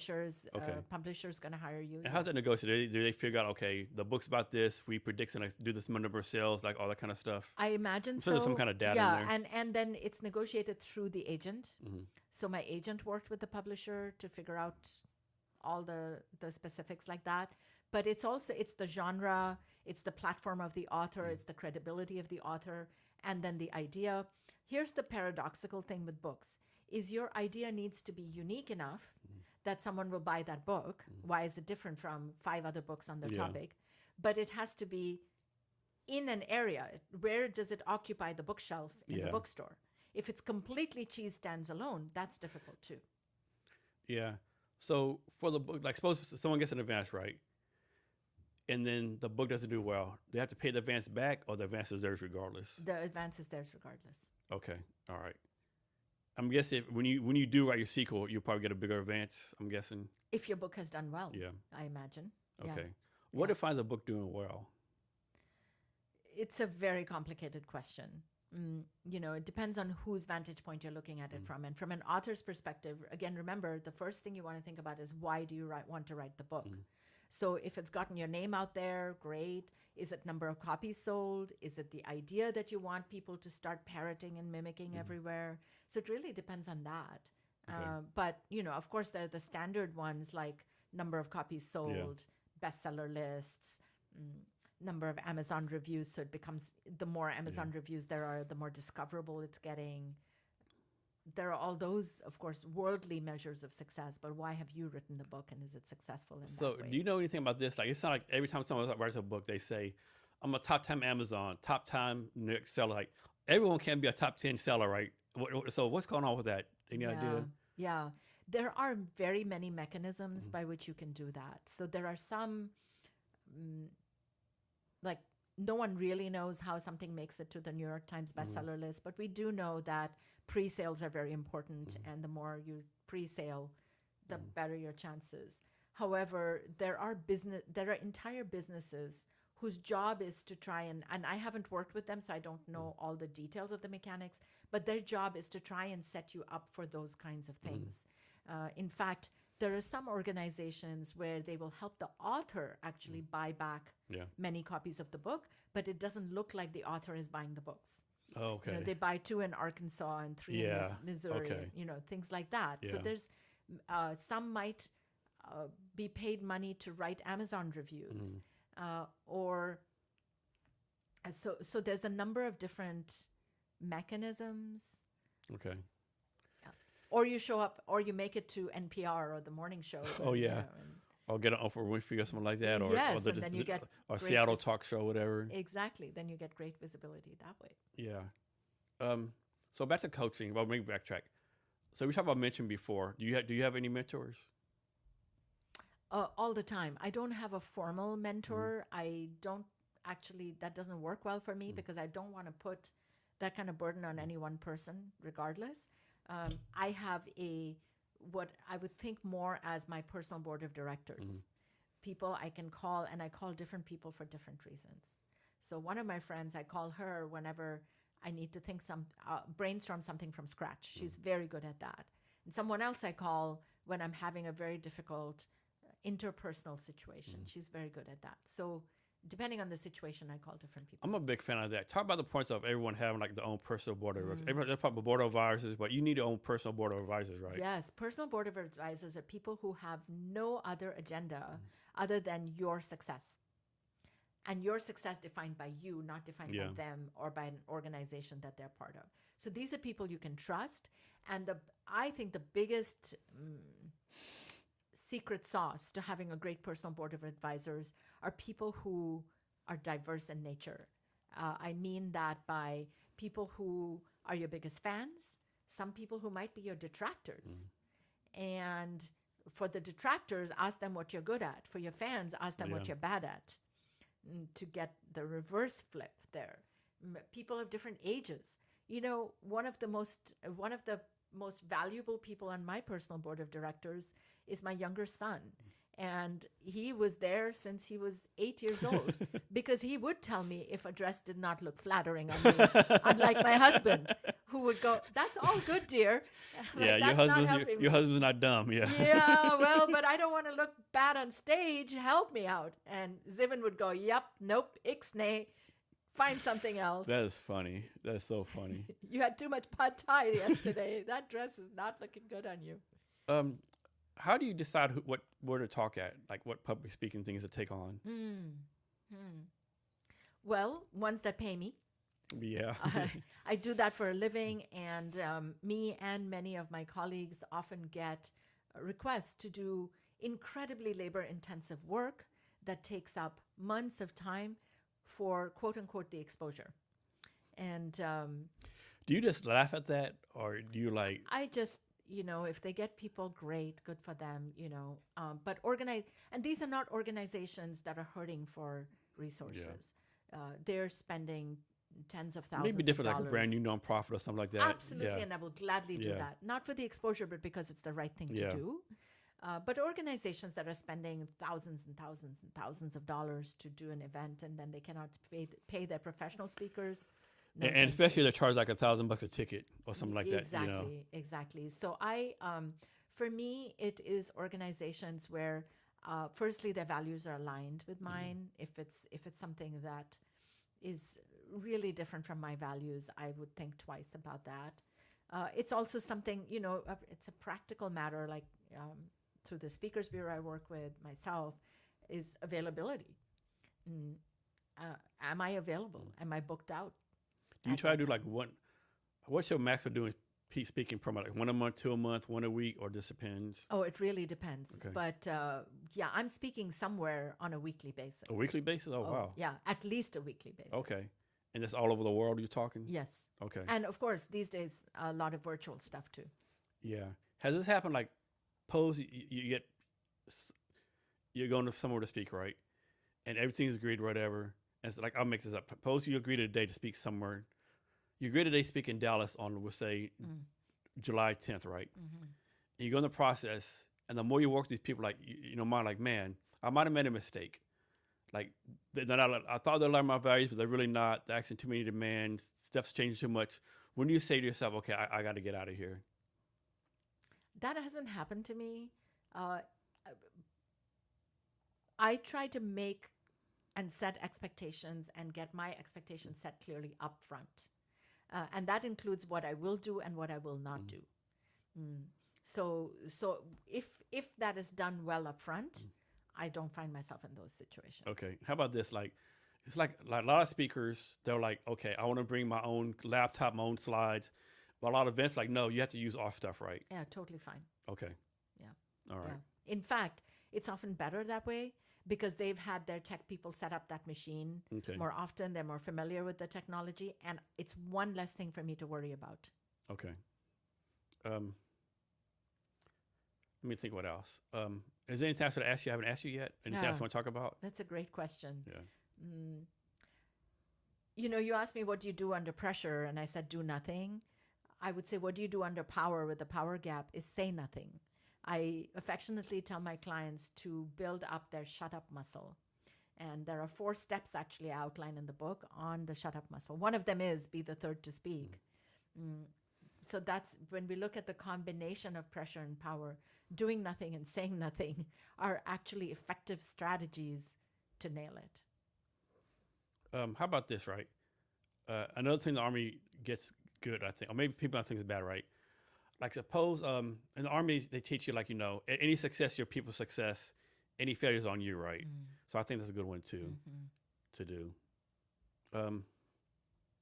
Think what else? So back to coaching.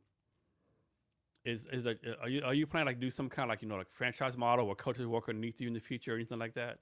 I don't. I gloriously work for myself and myself alone. And that's because I've managed and been an executive for years, managed organizations. I started my business for myself because I wanted to do the hands-on work, to work with CEOs individually, to be on that stage. Having said that, I do have a team for the You're the Boss curriculum for managers. They are teaching those workshops at organizations big and small around the globe because that's a way to scale. How do you manage well? So I'm sure during your time in Microsoft, you had a lot of great bosses, a lot of bad bosses. Has there been a time where you're working with a client, you're like, you have a flashback, oh shit, you're just like my bad boss back then?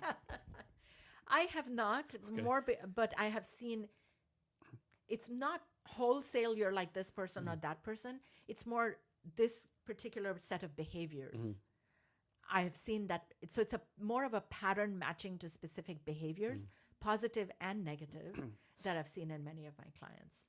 Should leaders depend more on data or more on their gut instinct or a combination? Yes. Combination. Because the data is also not always the data. What's that thing? The truth's not always the truth, or lies not a lie, something like that. Something like that. And there's something called selective attention. Yeah. Right? Or cognitive bias, whatever you want to call it. There's many terms for it. Where we see the data we want to see and we don't see the other data, even though it's staring us straight in the face. So are we really that data-based? No, we're not. No, you always like, what's it called? Like selective bias or something like that? Yes. You want to hear what you want to hear. And then 10%, okay, is it 10% because is it 1 out of 10 or is it 1 million out of 10 million, right? Yes. I mean, think about accidents and the eyewitness reports. Yeah, it's proven that's the most unreliable thing in the world, Right? I saw him kill that person. And then 5 years later, the DNA says they were 5 states away or something. Yeah. The light was green. No, it wasn't. Yeah, I've done that before. How'd I get a ticket? The light was clearly green. Jason, that's red as all get out. Yeah. So back to the dancing thing. You said y'all do it dancing over Zoom? Mm-hmm. So you just put the computer screen in front of everybody? Exactly. And just like, Yeah. okay. Just myself. It's just a workout. It's like any other But workout. there's like people doing it all over the world or whatever? Yes. Or, okay. Yeah. Wherever she has her Okay. participants join. Yes. So they're all in their little Zoom windows. Uh-huh. And then I just spotlight her so I can see her moves clearly. Okay. And I know what I'm supposed to do. And how long you been doing this? Oh, gosh. Since COVID, actually. Okay. Because that's when she started doing online classes. Okay. Any other like habits you want to pick up in the future? So many. Life's too short. I would love to sing Okay. publicly. Okay. A friend of mine jokes, I sing solo that nobody Yeah. can hear me. I'm definitely not ready for public singing, as my family reminds me all the time. And I would love to be able to do that. I would also, I got very close to being certified in some aspects of stunt fighting before I got pregnant.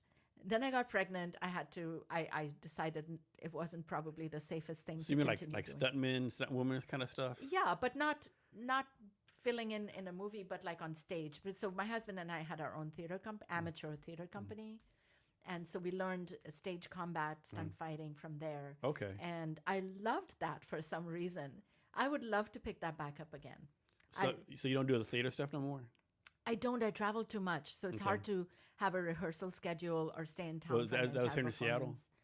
Sorry. Yes, that was in Seattle. Yes. I now volunteer for different theaters or whatever, but... so you're a pretty good actress? I wouldn't say I'm pretty good. No. Okay. So you're Just more the very director amateur. role? Okay. Very, very amateur. And how often did you used to do that? We put up 2 to 3 plays a year. Oh, wow. Okay. But they were, it's just But very... still, like, yeah. man, Yeah. that's a different skill, right? Very different. But, so much of leadership, it goes back to communication, public speaking. They're very interconnected. Acting is about connecting with the audience, connecting with the hearts of the audience. So is leadership. How about this one? I just thought of this. Like, I think I remember someone saying, like, you're the person you think you are, the person someone else thinks you are, and then it's like combine all those, and that's actually the person you are, right? Yeah, there's so many aspects to us. And I think so for a lot of that are the different roles that we play. So who am I as a mother? Who am I as a wife? Who am I as a CEO coach? Who am I as an author? Who am I as a woman who was born in India and came to the US? So each of our roles shows a different aspect of us. So this is a very ignorant question, but India, what language do they speak? There's like Indian, there's like different dialects, like there's dozens of languages. Okay. The two most commonly spoken are English and Hindi. Okay. But Hindi is more in the northern part of the country. Okay. I grew up speaking at native proficiency 3 Indian languages and English. So many of us would speak multiple languages growing up. And you said, and so you came here like you're a little kid, like an adult? I came here as a transfer junior undergraduate student. Okay. And why the United States versus England or Germany or someplace else? I applied for colleges here. I had heard great things about, and there were 7 people from my high school in India who were at this particular college. I mean, that's a pretty good reason. Yes, so Yeah, they that's had a said good- wonderful things. That's a pretty good reason, yeah. Yeah. Yeah. You might have remembered, but when you came back here, what can you talk about some of the culture shocks you had to kind of go through? So many. Yeah. So many. I write about one of these in the book is I tried to mail a letter in a fire hydrant. What? Yes. Because of course the first thing this is before email. Yeah. And the first thing I did on the plane, actually on some napkins, wrote a letter to my family. Yeah. And I wanted to mail that, and they said, "Oh yeah, it's on the corner of 5th and Main or whatever. There's a mailbox. You can't miss it." And mailboxes where I grew up were red. Okay. And these mailboxes were blue, so I didn't even talk about selective attention. I was looking for something red. What was something red on the corner of 5th and Main? Yeah. The fire hydrant. I'm trying to find the hole in the fire I hydrant. bet people right walk in by front of looking the like, letter. what's wrong with this lady? What's wrong with You know, her? is she on drugs or something? Like, what's going on with her? What's wrong with her? Right. Yeah. And what college did you go to again? Smith College, That's which is a small college in Massachusetts okay. for my undergraduate. And then for my graduate, I went to University of Massachusetts. Okay. Okay. And you have, how many kids do you have? 2 boys. 2 boys. And what Yeah. their ages? Well, they're young men now. They're 20 and 23. Okay. And so how do you think your career has impacted them as far as being an entrepreneur? Do you think it's influenced them like being an entrepreneur too? They both have a very strong entrepreneurial bent. The 23-year-old, he works for a consulting firm in public transit in San Diego, but has his own YouTube channel called The Transit Bandit, which is all about public transportation, public transit. And he does these wild and crazy, in my mind, experiments with transit. Like his latest video is about he and his friends, they went to the 5 cheesecake factories in San Diego, and they wanted to do it in a 6-hour window. And get a single cheesecake at each one of them. You know, things like that. So he's just has his own sort of, he gets now some ad revenue, etc. My younger son has, he finished his bachelor's and his master's by the age of 19. Wow. Has a bachelor's in computer science and machine learning and a master's in management because someday he wants to run his own company. Yeah.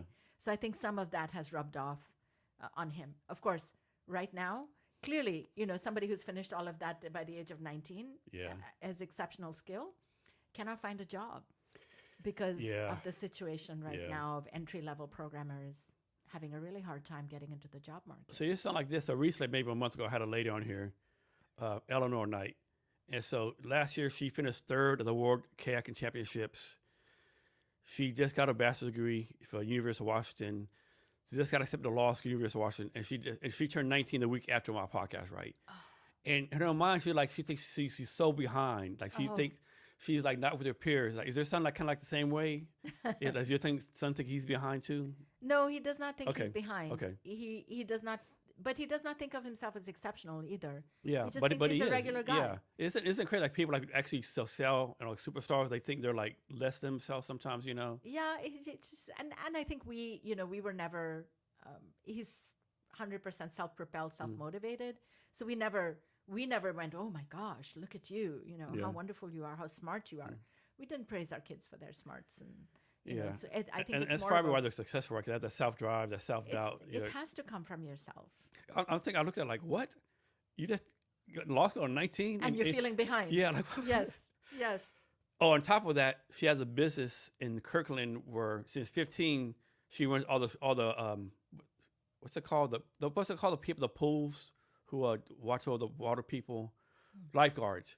She runs all the lifeguards for all the Kirkland apartments since 15. Of course she does. Yeah, yeah. So I thought about that when you talk about your son, right? How people are like so successful, but they in their mind they're not that successful. Yeah. And a lot of people like can't work 9 to 5. Yeah, failing. Yeah. Right. Yeah, it's insane. I don't know. You plan on like retiring anytime soon? Or you gonna keep on doing this? For a long time. At the moment, I'm going to keep on doing it for a long time. I love what I do. And so I'm good. Yeah. And so you say LinkedIn is your main thing. So on LinkedIn, do you like do posts once a day or do you like newsletters? What do you do on LinkedIn? Yeah, I post frequently. I read and engage with other people's posts. Yeah, a whole bunch of stuff. Also just connecting with people and I'll reach out and talk to people individually on certain things from my connections. I'm at the point, LinkedIn has this thing where after you get 30,000 followers, you cannot have anymore. Yeah. So unfortunately, a lot of people try to connect with me and it's maxed out. Yeah. So I cannot do that part as much anymore. Have you thought about going through your list, like maybe deleting people? And trimming, yes. Yeah. Because I'm sure I connect with people. I've been on this like 2015. I'm sure people on this since 2015. I probably need to go there and delete, because either not much has happened there. Yeah, I don't know. I have a love-hate relationship with LinkedIn, right? I love it because all the stuff you do, but then I hate the design. I hate the fact like here's an example. So I do like a lot of podcast clips on there, right? Sometimes they do well, sometimes they don't, right? So one time, this person I don't ever know did a post. They did a picture on an airline where this lady with no shoes on, had her feet like above, on the chair above him, right next to the guy's head, right? and everyone like comment how nasty I was, whatever. And I made a comment and said, "Hey, I actually have a friend who's a flight attendant, and she told me like once a flight, someone walks from the seat to the bathroom in their bare feet." That comment got like over 300,000 like views. I'm like, this is craziness, right? Some random mess that's no Really? value. Like, yeah, it was insane. Wow. And then like we'll do a clip like this, and they'll get like maybe 1,000, right? It just I have no idea what they do with the algorithm, right? I don't know. What's you have a second favorite social media platform? LinkedIn is the main one. Main one, okay. Yeah. I mean, I do some stuff on Instagram Okay. and X and Blue Sky and Yeah. so on, but LinkedIn is the main one. Yeah, I haven't invested anything with Blue Sky. Yeah, but so many of you. I think for us, like LinkedIn has to be the go-to, right? Just so much noise. Yeah. What do you have going on next few weeks that people should know about? Well, they should certainly watch this, and if that intrigues them about the book, reach out to me. I'm always happy to answer questions. Okay, so you already talked about what you do through the talk, but now can you go like more detail how you started your business, what you're focused on now, what your big dream vision is for your business moving forward? I started my business when I left Microsoft, and I left Microsoft when I was 7 months pregnant with my second kid, because I decided that I wanted to make sure I spent some more time with my children in addition to work, which I proceeded to not do great all the time, even when I worked for myself. But that was the main reason. At this point in my business, I'm pretty happy where things are. I don't have a vision of, oh my gosh, I've got to increase my revenue by X%. I don't have any scorecards to meet or metrics to measure other than the impact I'm having on people and continuing to have that kind of impact. And continuing to go on big stages and speak about how to become pressure proof, because the world is getting more and more of a pressure cooker. We are not ever going to be pressure free. So if we can come out with some techniques, some ways to understand pressure and become pressure proof as opposed to pressure free, I'm a happy camper. So besides LinkedIn, how else can people reach out to you? They can go to my website, sabinanawaz.com. Okay. And also when they buy the book, they can download additional book bonuses on the site. Okay, nice. So before we get out of here, can you give us any other advice or wisdom or anything you want to talk about? One last thing I will say, which is every action has a reaction. This is Newton's laws of motion. It's a fact of life. Do you know the reactions your actions have? Most of us go around just acting or acting out. We have no idea how that's showing up. As you said, Jason, most bosses don't think they're bad bosses. They think they're doing a great job. But every action has a reaction. How will you find out what that reaction is on others? Sabina, thank you for your time today. I really appreciate you. Thank you so much, Jason. And to our listeners, thank you for your time as well. And remember to be great every day.